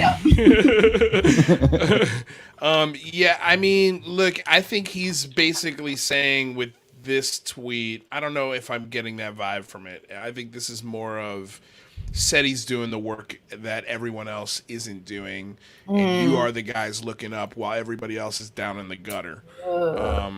I kind of took this as a knock. I don't know how you guys. But he did shout out the Department of Defense though, right? For looking into UAP. Isn't that what he said? Shout out to SETI for their decades of work in this field and to the U.S. Department of Defense for looking up. For looking I mean, the up. Department of Defense has just been writing this shit off for 6 or 7 decades, and I think that's what he means. Thanks for not adding any mystery, but what he doesn't realize is for the last almost 4 years, the Department of Defense has been confirming this shit. You know what I mean? So again, he's speaking from a place of ignorance. He has not read anything when it comes to the topic of UAP. Not even the New York Times or the New Yorker or Ezra Klein. He's just not reading it. Doesn't matter who it is. He's one of the rest of us looking down. Correct. Exactly. He's just like the rest of us looking down. And he's looking down on us because we're the idiots, I guess, in this situation. Oh, yeah. Oh, no, for sure. He's got such an enormous amount of intellectual ego when it comes to, and I think that, but, you know, I think a part of the problem is there have been so many charlatans in the UFO community for so many years. And there have been so many, and I'm not dissing on anybody specifically. I'm just saying, like, you hear he's listening to people who, over time turned him off. Right. And so he's written off everything about ufology, everything about potential UAPs into that category. And it's wrong. He's making a mistake. He's making an intellectual mistake. He's making a scientific mistake. I agree. In my opinion. I agree. Any other thoughts, Jazz? I think you might be muted, brother. Yeah. Oh, sorry. Yeah, I was just saying I disagree with everyone here. As far as Neil deGrasse Tyson goes. He's not a dumb man. He's a very smart person. Right. He has a great background in education, but he's also a very media savvy person. Mm-hmm. In addition to his scientific work, a big part of his life is his television work, you know, his media work. Right. He's also very, very media savvy in terms of social media. Mm-hmm. And it's my firm belief, until we get a quote or something, or somebody gets asked the question, I can't prove it. He's being a professional troll, not because he's a hater, but because he knows it drives traffic.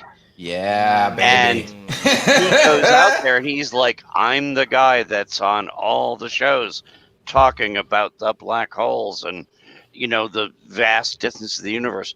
He's one of the inheritors of, you know, the earlier big science names, and he's very good at what he does, and he has a huge following, and he wants to maintain that following.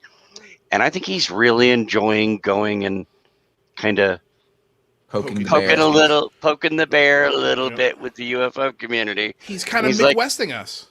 Well, I don't think he's Mick West because Mick West doesn't have a background. No, what I mean, Mick-Westing us. I mean, he's trolling us.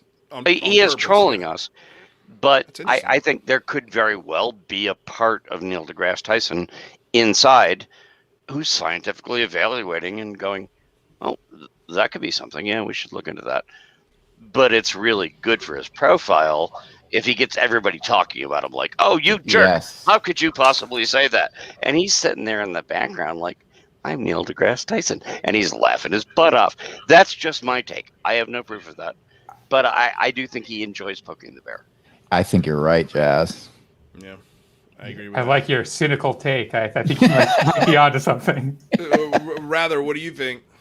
Well, yeah, I mean, I hadn't considered that before, but I think that's a really interesting theory. You know, the person who is, you know, someone like him who is, you know, very anti-UFOs, when they finally come around to accepting the topic, that's going to be a huge news story. Maybe he's trying to kind of prep himself to be the guy who changes his opinion at some point as a guy who brings it into the mainstream. I can say just optimistic optimism on my part. But. If he's that many chess moves ahead, he truly is the world's most genius man. I would say that he might be, Luis, because I don't think the only thing I would add to this isn't really that new for him. So he does have a history of like tweeting about the possibilities in the universe and UFOs and aliens, and he has done the debunking UFO thing before. Right. So I think he is somewhat prepared and knowing that these news stories are going to come out, and I think that's a good point. Maybe this is like the comeback kid setup. And another one to watch who's been doing the same thing for a long time is Bill Nye. So I fully expect him to be part of this debunking group. You know, how is it for traffic? Is it part of a, I don't know, longer plan? Well, it doesn't seem like they were reached out to by the same people that Eric Weinstein, for example, was reached out to by, or you mean Sam Harris? Or Sam Harris, excuse me. But I think also didn't Eric Weinstein also get reached out to by some people that sort of helped him change his tune? I don't know that he got reached out to by any like CIA people, but Weinstein definitely changed his tune significantly. Right. Didn't you mean Levenstein? Yes. Correct. Maybe Correct. Right. What's his name, rather? Levin. There you go. I love it. Okay. All right. So let's get on to our Skinwalker Ranch review, episode 8, which was called I'm sorry. Shocking Revelations. Shocking Revelations. Oh, I'm on the wrong page. I was really hoping for some digging or. Yeah, there we go. Okay, now I'm on the right page. Okay. So this. Okay. Whew, where do we start with this episode? I think a lot of people are excited about it. Jazz, I'm going to start with you because I know you like the show, and I know you and George get a kick out of the science. So let's start with Homestead 2, the conductivity test, where they set up a battery. They've got wires running out of a well hooked up to this battery. The battery's then hooked up and grounded several feet away with a metal pole. They connect the wire to the pole and basically run a current between, the ground and this battery. And they even powered a flashlight with it. So let's get your first thoughts on that. It was producing 1/3 of an amp, by the way, as well. Yeah, that's the reading they showed. George enjoyed this episode tremendously also, and she actually wanted to be on the show, but we sat there. I will say, in terms of, and we're not going to get to the scores yet, I thought it was one of the more entertaining episodes, and there were really intriguing parts of it. We're going to start with the ground test, speaking as someone who is an electronics technician. That was a little crazy. The underground current test, if you take 2 metal spikes and attach them to a meter and you stick them into dry sand, you will get nothing.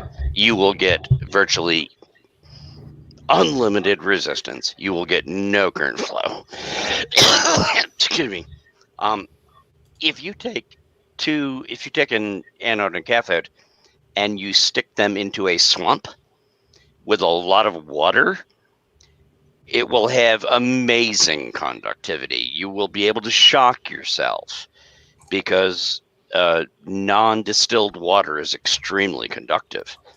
So when I watched that, I was just like, didn't you guys just on the last episode spend an hour talking about how much water is flowing under the ground and how you're basically sitting on top of, So that was my first thing. It was not shocking to see that you could stick that equipment in the ground and have a current draw, even a significant current draw.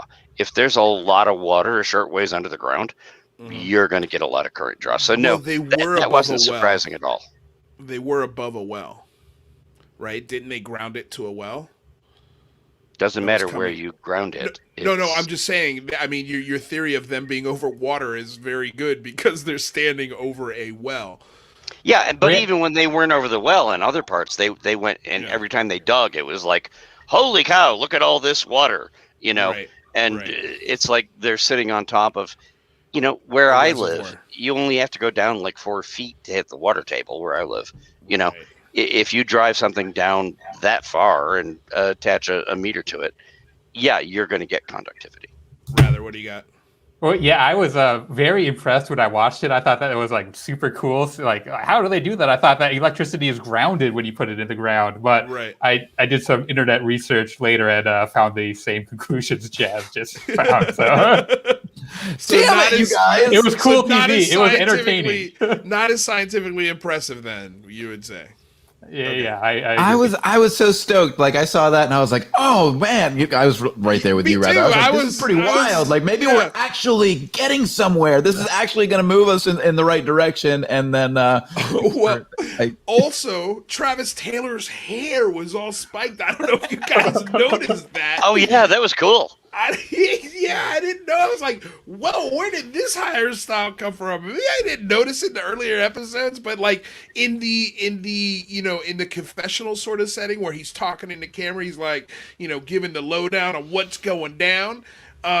His hair is not gelled up, it's parted to the side, it's very, calm, but in this episode, dude, it was I don't know if they were trying to like subconsciously be like, well, maybe there's so much electricity that his hair is standing up on end, I don't know. Maybe that got cut out of the episode. I have no clue, but it was weird. It was a weird thing. Jane, what do you got? Well, I didn't do the internet research rather. So yeah, I was just as mystified, Michael. I went off on like a Nikola Tesla rabbit hole and got all distracted by that. Oh, we'll have more on that, Jane. We'll have more on that, Jane. Yeah. And but I really liked this episode. I feel like the only thing that was missing is just more dragon reactions. Yes. I just wanted more of him in the episode, but other than that, I really liked it. He had some good ones. At the end, he had some great ones. Yep. Dragon was good. I wish we had him here tonight. Really. Oh yeah, I tried to get him on the show. It was last second. I didn't think he'd pop on. But maybe we can get him on for one of the last two episodes. I'm also trying to get Eric Bard on the show. The scientist Eric Bard, so that would be cool too to talk to him. But the one thing that I thought was kind of cool, and Jazz, maybe you could speak to this, but when they disconnected the current, his lightning meter went off. What did you think of that? I went and because I wasn't aware that anybody was selling lightning detectors. Turns out it's a real thing. Oh yeah, it's a real. Well, in Florida, especially during football practice, sure, that's how they make sure the kids, especially in high school, like if that thing goes off, all the kids have got to go inside. But go on. Yeah, and those things test EMF or EMP, electromagnetic pulses that come from lightning. Yeah. And they have varying reviews, but yeah, it's to sense an EMP coming from above. It's not about anything underground. It's not about a lightning strike right next to you or anything like that. But that was a useful tool, I guess. Yeah. If there's any EMPs in the area, that wasn't one of my main areas of focus or my questions that I had. I had no problem with them using that detector. Yeah. I just don't think it was the most useful source of data for what they were looking at. I think he was using it. I think it's just one of the sensors that guy always carries on him. So because I have a feeling storms probably roll pretty quickly through that part of the Uintah Basin. Yep. And to have a lightning meter on you, especially when you're around an entire camera crew, I would imagine that's a pretty handy little tool. I don't think that tool's there as part of the investigation. I really don't. I think it's just a tool that he has in case something like that happens. He can say, "Hey guys, lightning's close. We got to wrap this up and bring it inside." Right. But I did find it interesting. But they did try to make it part of the investigation, right, Lou? Yeah. Well, no, that's true. They're like, I'm taking this clip off, right, and it's going off, and I'm putting it on. I'm taking it off. It's going off. Right. So they did sort of drag it into the scientific part. Sure, they definitely did. I just don't think it was their intention. I think at least it seemed like a genuine reaction, like, oh shit, why is that thing going off? And then when they tried to repeat it, the coolest thing I found about it was repeatable. It was a repeatable thing. So my immediately I was like, well, we need another lightning detector. because if we could repeat it again on two different lightning detectors, then maybe you've got something anomalous, because I don't know if the experiment that they're running next to that detector is setting it off. Once you disconnect it, maybe it reads that lightning charge of the disconnection, but then why wouldn't it read it when you connect it back? So I just found it was a missed science opportunity. Oh, and did they ever power the flashlight? They did. Oh, they did. Oh, I missed that part then. They did, yeah. Oh yeah, they got the flashlights to light up. Yeah. Well, they didn't film it very well. No. There wasn't like a close-up of the flashlight to make it 100% clear, but it did light up. Rather's got a smile on his face, like he's just like, go ahead. Well, yeah, I mean, I was amazed when it lit up, but then I was very disappointed when I when you went and looked it up. Yeah, so Jazz, is this a common, like, can you find this in a lot? Can you do this experiment pretty much anywhere? I guess is my question. I've never stuck wires in a hole in the ground and made a flashlight light up, but I will say this all comes back to the whole, we're doing the Tesla experiment, right? Because I don't want to leapfrog ahead. Right. But they went out and set up a Tesla experiment. Right. Okay. And my wife and I are both big fans of Nikola Tesla and watched lots of stuff, but I went and did some research. You can actually buy some of those Tesla machines, you know? Right. And here's the one question I have for everybody on the panel. When you set up one of those Tesla machines, and I went and checked just today, just because I wanted to be prepared for the show, and found out that you can get a Tesla machine similar to the one that we saw, the big one in the show, that can produce electronic spikes that go up to 2 feet. They require 10,000 watts of power to get 2 feet. Right. These guys are out there in the triangle area with a car. I did see in the distance, and George was the one who pointed this out, there were some look like phone poles that may have had power lines in the distance. Maybe they ran near there and we didn't get to see it because of the editing. If you want to crank out 10,000 watts, you're not getting that out of a truck. Right. All right. And that's to get a moderate Tesla. All right. And I'm not saying they're lying. And it could have all landed on the cutting room floor. But if you're going to go start latching lines onto power lines, and I work in electronics, you're going to have utility people out there, because you don't get to just go throw hooks over the power lines and go, oh, by the way, I need 10,000 watts. And for the size of what they had, it was probably more like 50,000. You know, maybe that all happened and it just wasn't shown, but why wouldn't you show that? And I will confess, I was left with questions. I didn't find the Tesla stuff really convincing, because they're like, oh, wow, we've got all that. Everybody watched it. If you're watching this show, you watched it. Yeah. It's like, wow, that was all there. And they're just like, oh, yeah, we did all the Tesla stuff. And I'm just sitting there in the background as an electronics guy, and I'm going, where'd you get all that juice? Yeah. Well, let me ask you something. I'm saying they couldn't. Could a generator produce not that even kind close. of? Really? Well, I mean, they obviously had right. the juice, though, You're right? Because we saw the lightning bolts. Like, yeah, you can produce the lightning bolts on a Tesla machine with a much lower voltage, so long as there isn't much resistance and you have a lot of conductivity. But to generate a full Tesla field, it takes a tremendous amount of energy. And well, Travis did say that they were going to turn it on, high. I don't know if you heard that quote. He said that. I heard that. Yeah. I'm not saying it's impossible. There could have been a lot of stuff on the cutting room floor. They could have had utility guys out there, and there was a phone pole in the background. Could have been power lines. They could have dragged it down. But you were going to, for what they were pulling off and what they were claiming they were pulling off, you needed at least 50,000 watts of power. And you don't just do that on a whim. Yeah. It's not impossible. We use that all the time. Right. Well, this looked well planned from a production standpoint. Could be. Yeah. Because it looked like they did the small Tesla experiment, right? Then they went back to the command center, and of course Brandon showed up in the chopper and Dragon opened the door for him again. Apparently Fugle doesn't know how to open doors. I don't know what's going on. But so they go in there and they convince, they have their meeting, their little powwow, and the conclusion, we got some great Dragon cuts in that meeting. And Dragon, of course, approved the bigger Tesla coil.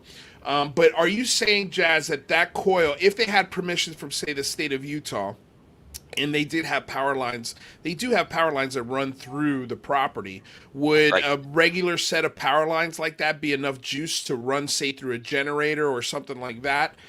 Sure. Yeah. No question, Lou. I mean, if they had somebody up there to put the clamps on and said, "Oh, we're going to hit 50K for a little while today," yeah, that happens all the time. I live near a Westinghouse place that has to do a lot of heavy duty testing, and they run it through friends of mine that are in the offices around here. Yeah, they can definitely handle that. But if you didn't have those lines, if you didn't have a utility guy, if you had a truck and you had that setup out there, you would be hard pressed to do that. I'm not saying it was fake. I'm not in any way saying that. I'm saying the process. We would have liked to have seen a little more of, wow, how are we getting this much energy out here? Right. What they showed is not impossible to do at all. It's done regularly. Yeah, it's just different. But wow, it was weird to do it out there in the middle of nowhere. That was my point. So okay, that's a good point. Does anybody have to add to that? I feel like this was definitely one of those like Mythbusters. Let's do something really big and spectacular, and with Travis Taylor like ramp it up to highest power. Now even higher than that, and it was so funny. Go to 11. Everybody trusted him. It was like, I fully trust him. He knows exactly what he's doing. Like, has he ever run like a huge Tesla coil machine? And even the guy who provided it was like, I have never done this before. I didn't really like him, Jane. The guy who brought the Tesla coil or Travis? No, the Tesla expert guy they brought in. He was like, I've never done this before. My first thought when I heard that, and again, I can't prove this, who knows? If your job is to be, and I guess it is a job to be a Tesla coil expert, which is the name they had for him, are you going to get dragged out in the middle of a barren wasteland where people are going, oh, by the way, there's a bunch of portals and Bigfoots and stuff out here. Would you mind cranking up your machine to like way higher than you've ever done it before with almost no noticeable power source? And the guy's like, we're going with this, So I had a couple questions about that. Again, it's not definitive. It doesn't rule it out entirely, but I had a couple questions about that guy, but they may have been answered once again on things that landed on the cutting room floor. He did say that because of that, they had to take special safety precautions, which we did not see them take at all, right? No, we did not. Personally, I would not have stood anywhere near that experiment. I would not have trusted it. And it was almost like a show, like they were dancing, like they were having a blast. But did you guys? And somebody commented on this a minute ago. Did you guys like the electricity at certain points almost looked CGI? Do you think it was enhanced somehow?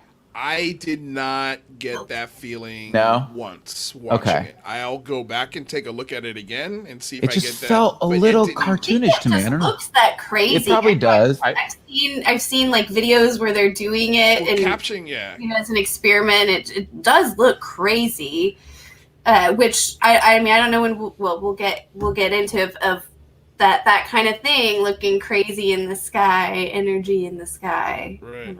I agree with Jane, by the way.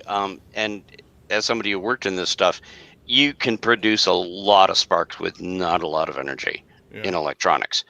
So they could have had a Tesla coil that didn't really have a lot of current happening, but could produce a light show.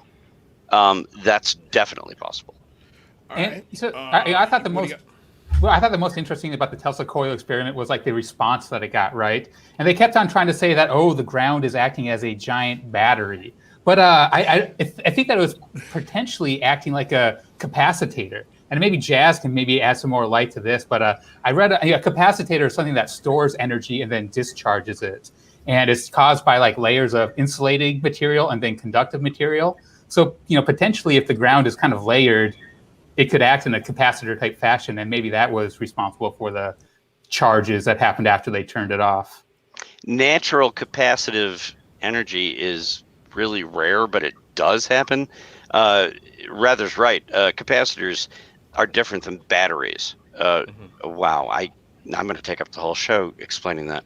Capacitors have one layer after another layer after another layer, and one has one property, the next has the other property, and it stores electronic potential between the two, and then you control the discharge of that storage. It's different than a capacitor is very different than a battery, but they can both do the same thing. I don't think either of those, in my experience and technical knowledge, they don't really apply to what we're seeing when you're watching a spark display, because those are when you do a storage circuit. You use capacitors to briefly store energy. You use batteries to long-term store energy, and you build DC and AC circuits out of that.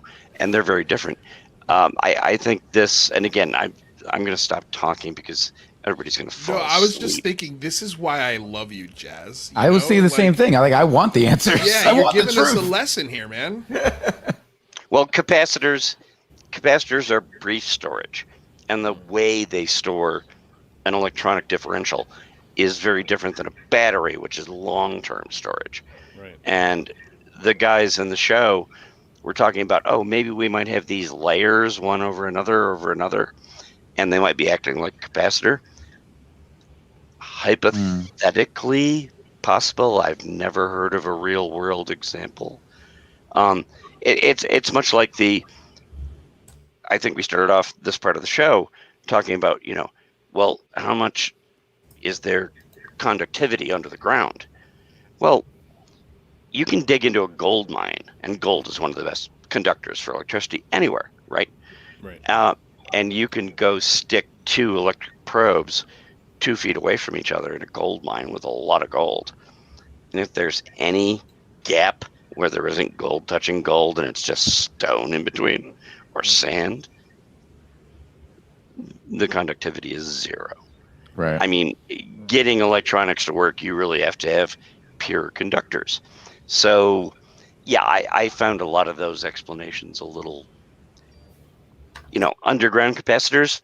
I'm going to say I'm not smart enough to say it's 1% impossible. Yeah. But I thought it was a little dubious.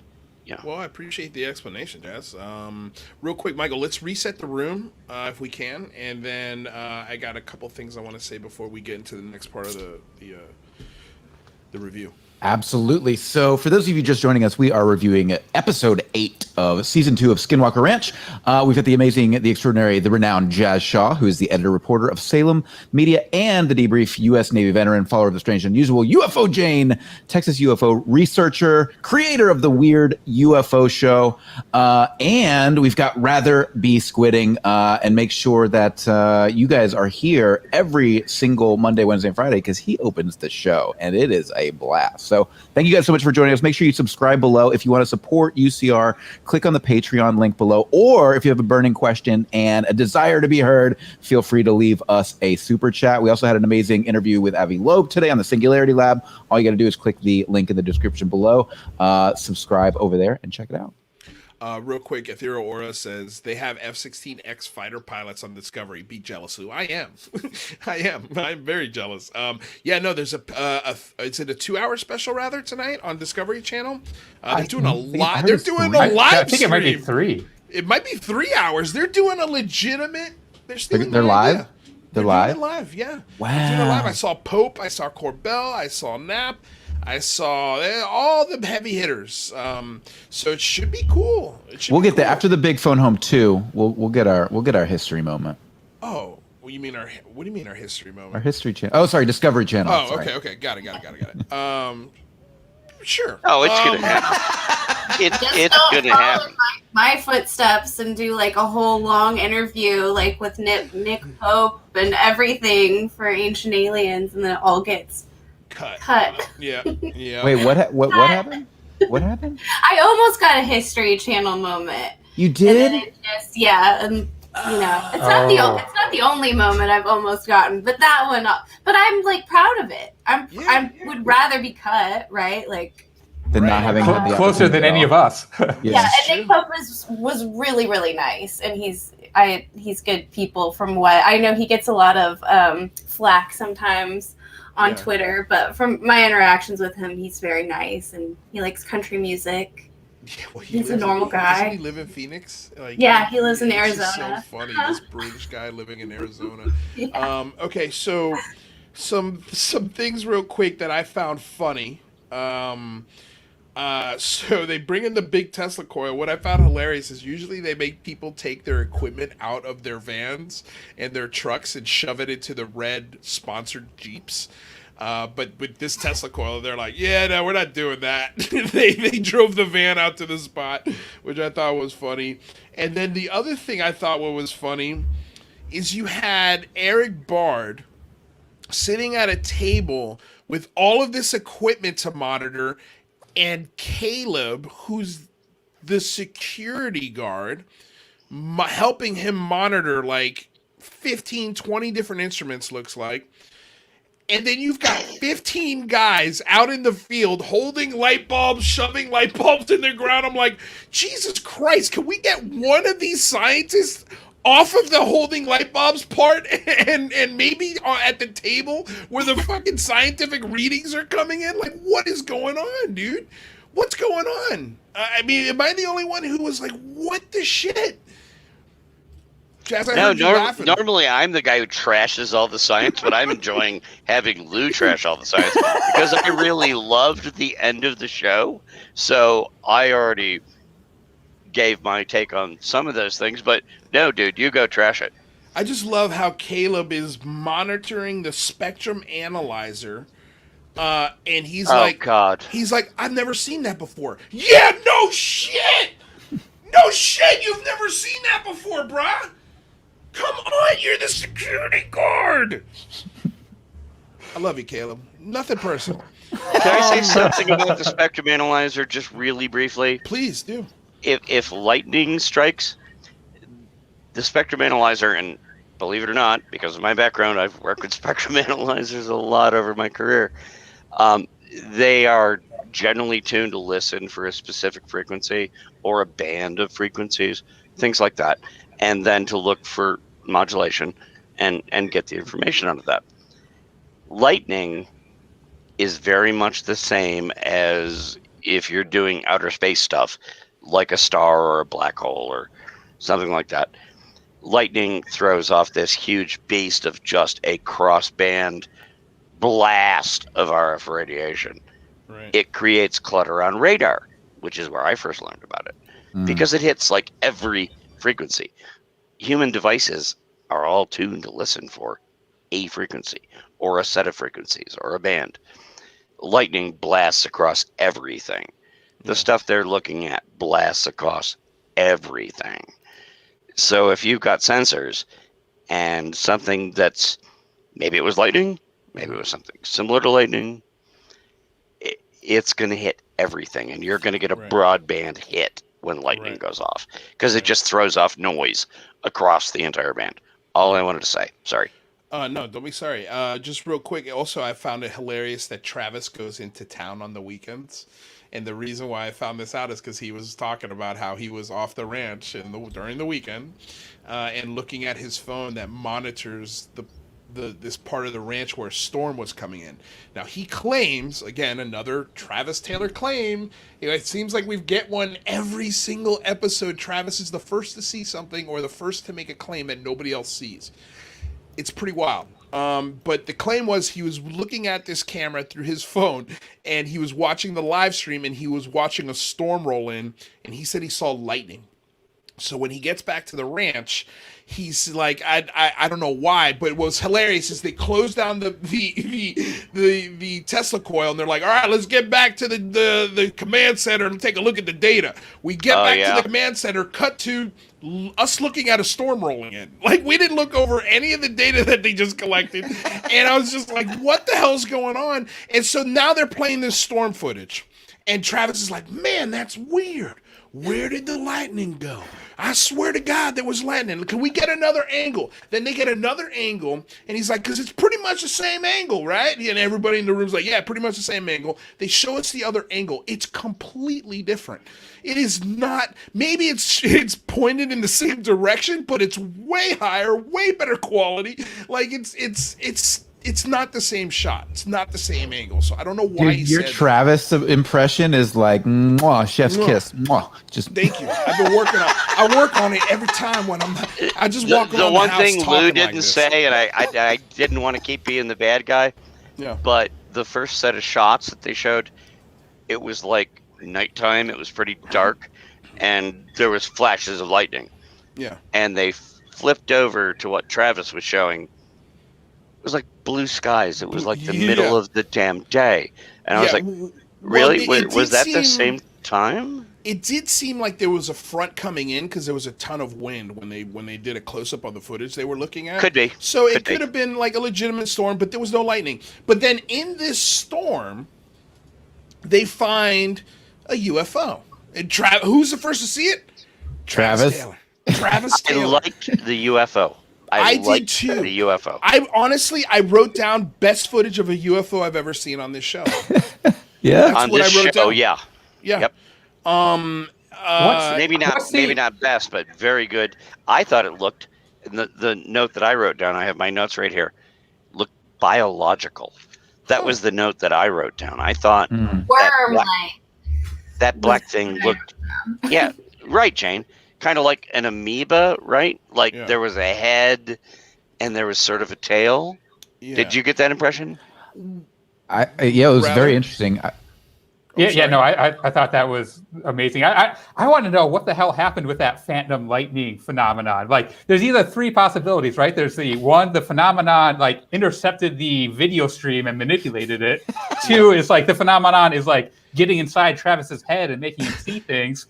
Or it's three, it's all made up, right? Like, I don't see any other options. Right. Travis, I found it kind of phenomena. Remember, he's like, let's see if we can stimulate some kind of phenomena, and that was the theme throughout. So just like what you're saying, rather, yeah, he's channeling the UFO.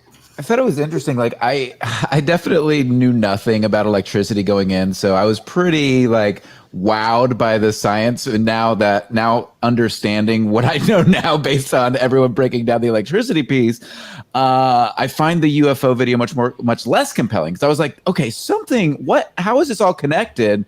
But I did appreciate that there were two camera angles. I appreciate you get it from both, so that eliminates the bug on the lens and that sort of thing. So I am very interested in the movements and the pattern of that UFO. It was definitely something that was surprising and interesting. Yeah, I mean, I think the only thing that I would, if it had a critique, is the tail part of it. Very much looked like a camera effect to me more than anything. That could be. But the movements of it, I found very, very, very odd. And even the tail, if it's a camera effect, I think Lou's right. It could be. But I went back and watched it several times, and that sort of wavy thing, it just sort of had this kind of amoeba sort of look, unlike a lot of the fake videos you see, with like CGI UFOs being put in and they just move place to place. It did have a very kind of organic feel to it, didn't it? Yeah. Yeah, I would say, if anything, it almost looked like the movements were kind of like a bird. It didn't really look like a bird to me, but the movements kind of looked like how a bird would swoop around. Yeah, could be a bird. Except for when it took off out of sight over the mesa. That's the only part where I was like, okay, that's not, a bird does not accelerate like that. Oh, no. Yeah. No, I want to clear, please, for everybody. I wasn't saying No. that you it didn't was say a that bird. Yeah, no, that was. I'm just saying it had an organic look to me, but then it definitely just disappeared. It wasn't a You know? meteor. Right, definitely wasn't a meteor. No, not a meteor. Jane, But any thoughts on it it? felt organic. Yeah. Well, just that the worm UFOs is, I mean, that's kind of what this reminded me of, aren't like that. I mean, they're uncommon, but they do show up in some UFO reports. And sometimes you can say, well, it could be a balloon. In this case, though, it's definitely not a balloon. So, I mean, it could be a bird with some weird camera effect. Yeah. Because, the frames per second or something was my only explanation. But yeah, it had that organic look to it. And then I'll add the context around that. If this is a highly electric or magnetic, all the same area, and it produces weird anomalous lights, maybe even that like storms are known to produce, like we have seen, orb phenomenon or just weird ball lightning phenomenon, again, related to Tesla.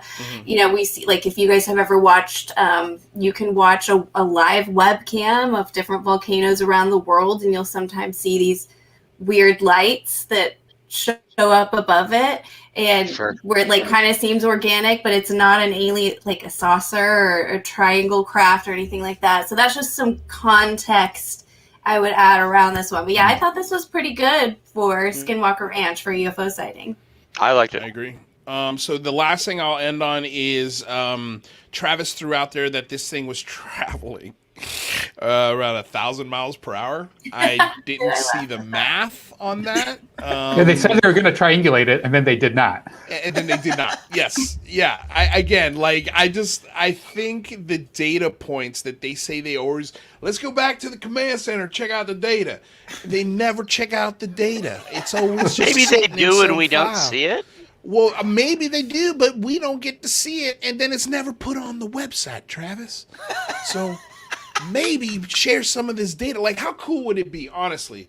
And if the producer of this show is watching, and I'm going to also try to get him on the show. I'm forgetting his name right now off the top of my head. Allard, I believe. What's that? TJ Allard. TJ, that's him. It's TJ.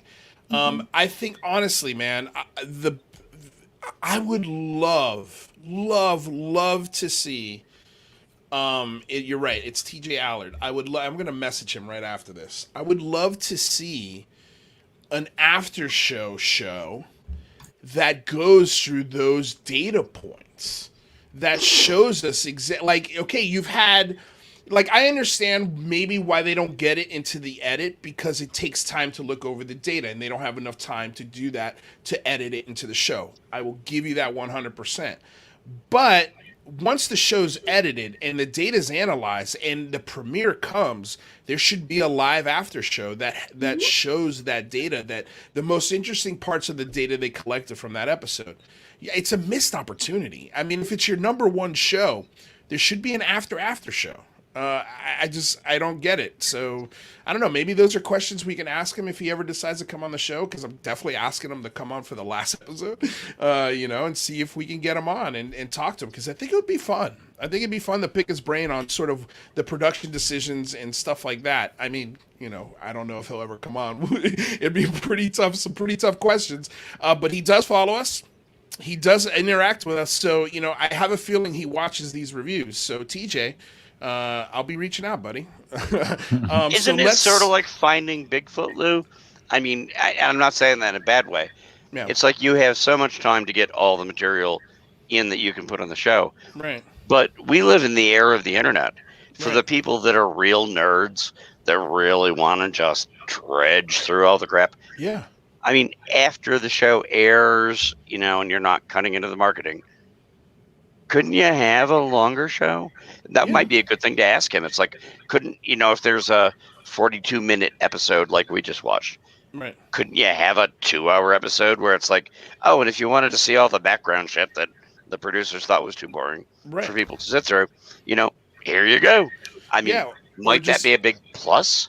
No, for sure. I mean, I think, look, if you had, say, for example, they apparently grabbed great spectrum analyzer data from this experiment, right? So it would be cool if after the show premiered, there was a sit down with the people in the episode where they're drinking beers and it's live. It's a live thing where they get to ask questions in front of a live audience. And it's like, okay, man, let's sit down. Let's talk about this episode. Let's dig into some of the data. Maybe they pull the spectrum analyzer stuff up on a screen, and somebody who actually went through the data explains, okay, this is why these readings are weird, or this is why these are mundane, or this is why we want to run more experiments that are similar to this. I think if you add that context, that extra half hour, 45 minutes of content, like Jazz is saying, within these discussions, I think, dude, it's going to set the show off to a whole nother level, and it's going to just drive more interest. And a live show to do like that would be cheap. It's nothing. Sure. Yeah. All right. Cool. Well, I'm glad you guys all agree. There's no debate there on that. So let's go over our scores. Who wants to go over their score first? Not me. I'll go. Right, Michael, I want to get this out of the way because I was excited. I thought the science was really good, and so I gave it a 6 going into this. Yeah. But now I'm feeling that I was pretty off base. But for entertainment, it was an 8. It was hilarious to me. I had a blast. I had a blast watching this episode. Fair. Anyone else want to volunteer? Sure. I thought entertainment-wise, this was one of the better episodes of the season. Yeah. Mostly for the end of the show, with the weird sighting in the sky and the personalities that they had in there. I was going to give this one a 7 for entertainment. The science, as you know, I'm always a little sketchy on that. I had kind of a problem with the basics that they were covering, but not as bad as some of the recent ones, because there is room for error. I'm going to give it like a 4.5 on the science. Okay. And what was the entertainment score again? I'm sorry? 7. Okay. Rather, what do you got? Yeah, I was going to give it double 10s if Jazz and the internet didn't burst my science bubble.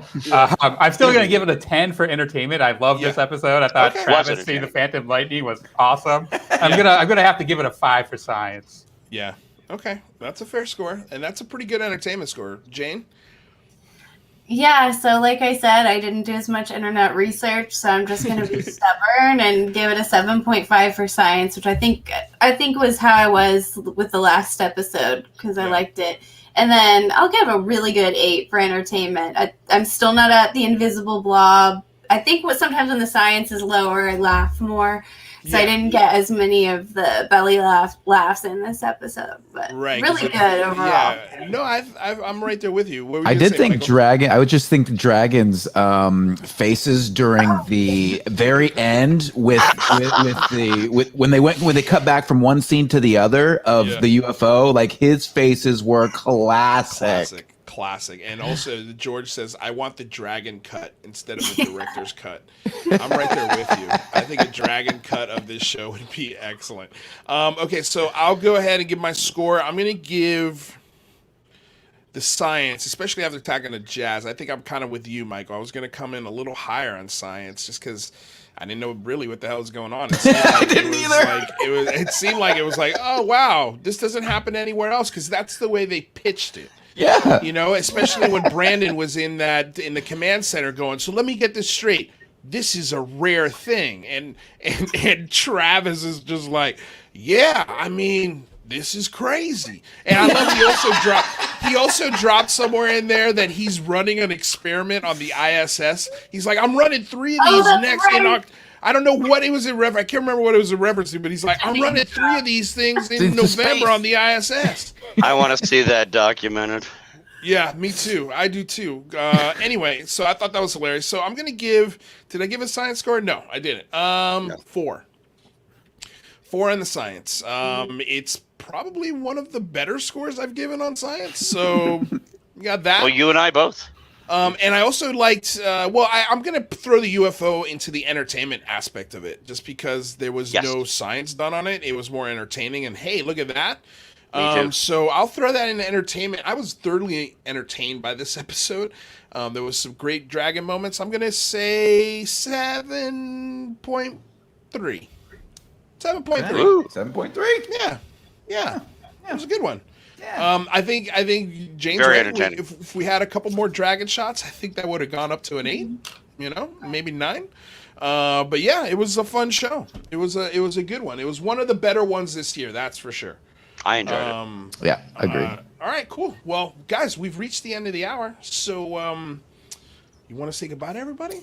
I'd love to say goodbye to everybody. First of all, I would like to say goodbye to UFO Jane, who has an extraordinary YouTube channel. If you haven't visited, make sure you get over there to subscribe. She does great interviews. She covers amazing. What was the one that you identified as a bug the other day? And you're like, God, we got this. This is class. This is no longer classified. Case closed. Sometimes case closed. Yes. Yes. She had a really great one today that I went back and commented on. So go back and check her Twitter feed because she had a really good one today. Check it out. Just to let you guys know, I'm going to put her back up here. Wait, what's going on? All right, we're going to have to figure out who's in charge of these squares. We're going to have to make a call on this because we're all so excited to change the squares. Sorry. Everybody loves Jane. Everybody loves Jane. And I was going to say, once we're done with these Skinwalker episodes, Jane is going to be a regular fixture on the show. She's going to be coming back every Wednesday, at least every Wednesday, and we're going to also try and get her voice and opinions in here on other days as well when she's available. So I'm very excited about that. So Jane, we'll see you next Wednesday for sure. See you guys around. Yeah. Bye, Jane. All right, who do we got next? It's Jazz, right? Jazz. If you don't know Jazz, and I know he's not going to do it for himself, but please make sure you go follow him on Twitter. He has way too many normie followers, and he needs you to have some fun with him over on Twitter. So thank you so much, Jazz, for joining us today. It's always a pleasure. Thank you for always supporting the show. And have a great day, brother. Enjoy that liquor. Always a pleasure, and thank you guys. Seriously, all joking aside, for everything you do. I think my only place in ufology is to try to get more normies to learn about this stuff, and you guys are doing a good job of that. Well, we appreciate that, Jazz. We love you. You're a big part of the show, and we'll see you soon, buddy. Later, brother. Rather be squidding. Make sure you go check out Rather Be Squidding. His YouTube channel focuses on fringe scientific theories where he elaborates, and he's a skeptic. The guy's a skeptic. So that's a good thing because when you're looking at fringe theories, it's important to have your head on your shoulders. Thank you so much, Rather. Make sure you follow Rather Be Squidding on Twitter as well as YouTube. Thank you, Rather. Thanks, guys. See you Friday, buddy. Or Friday. It's Wednesday. Yeah. It's Wednesday. All right. Hey, thank you, bud. Whoa. Here we are. Whoa. I like this one. There we go. That's the one. Hey, Rather, what's that lawyer's name? I love it. You're supposed to cut him off in the middle of the word. That's better. Am I? Yeah, do it again. Do it again. Rather, what's the...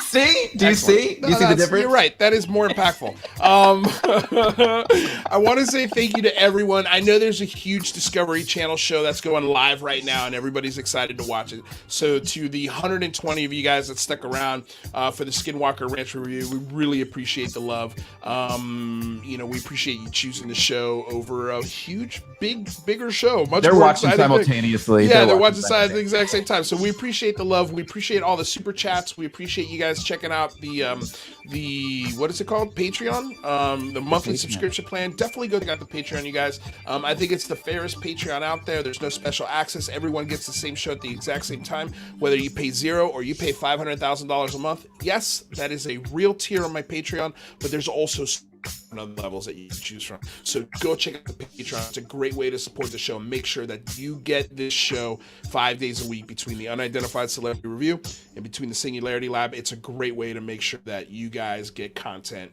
every single weekday. With that said, who do we have coming up these next 2 days, Mr. Mataluni?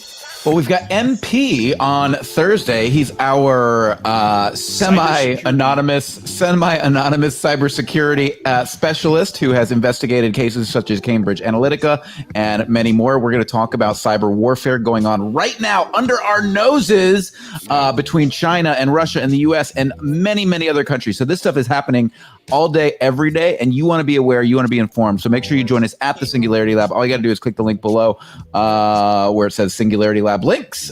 Click the link tree and make sure you hit the subscribe button and the bell. So Friday, right here, we've got Kent By versus Mick West. So that should be a wild show, yeah? I can tell you they're already arguing on Twitter. I was like, boys, save it for the show. Save it for the show, please. So it's going to be a fiery one. You're definitely going to want to tune in on Friday. So again, make sure you ring the bell on both channels so that way you don't miss any content that comes out to you. Michael had an impromptu show today. Not a lot of people knew about it. If you didn't ring the bell, you probably missed it. It was an amazing interview with Avi. So things like that are going to happen all the time between the two channels. So make sure you ring the bell so that way you guys are notified and you can decide whether or not you're going to miss it, not just fate. Right. So with all of that said, said, control of your destiny. Be in control of your destiny. How great. I mean, you can be in control of your own destiny when it comes to these shows.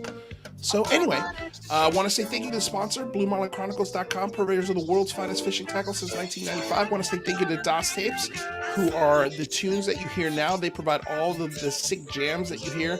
Their Bandcamp link is in the description below. And yeah. Thank you so much, you guys, for coming aboard and getting weird with us here on another episode of the Unidentified Celebrity Review, your home for credible news, reviews, and commentary on everything UAP and UFO. My name's Luis Jimenez. That's Michael Mataluni. Until next time, you guys, stay safe out there. Peace. Oh,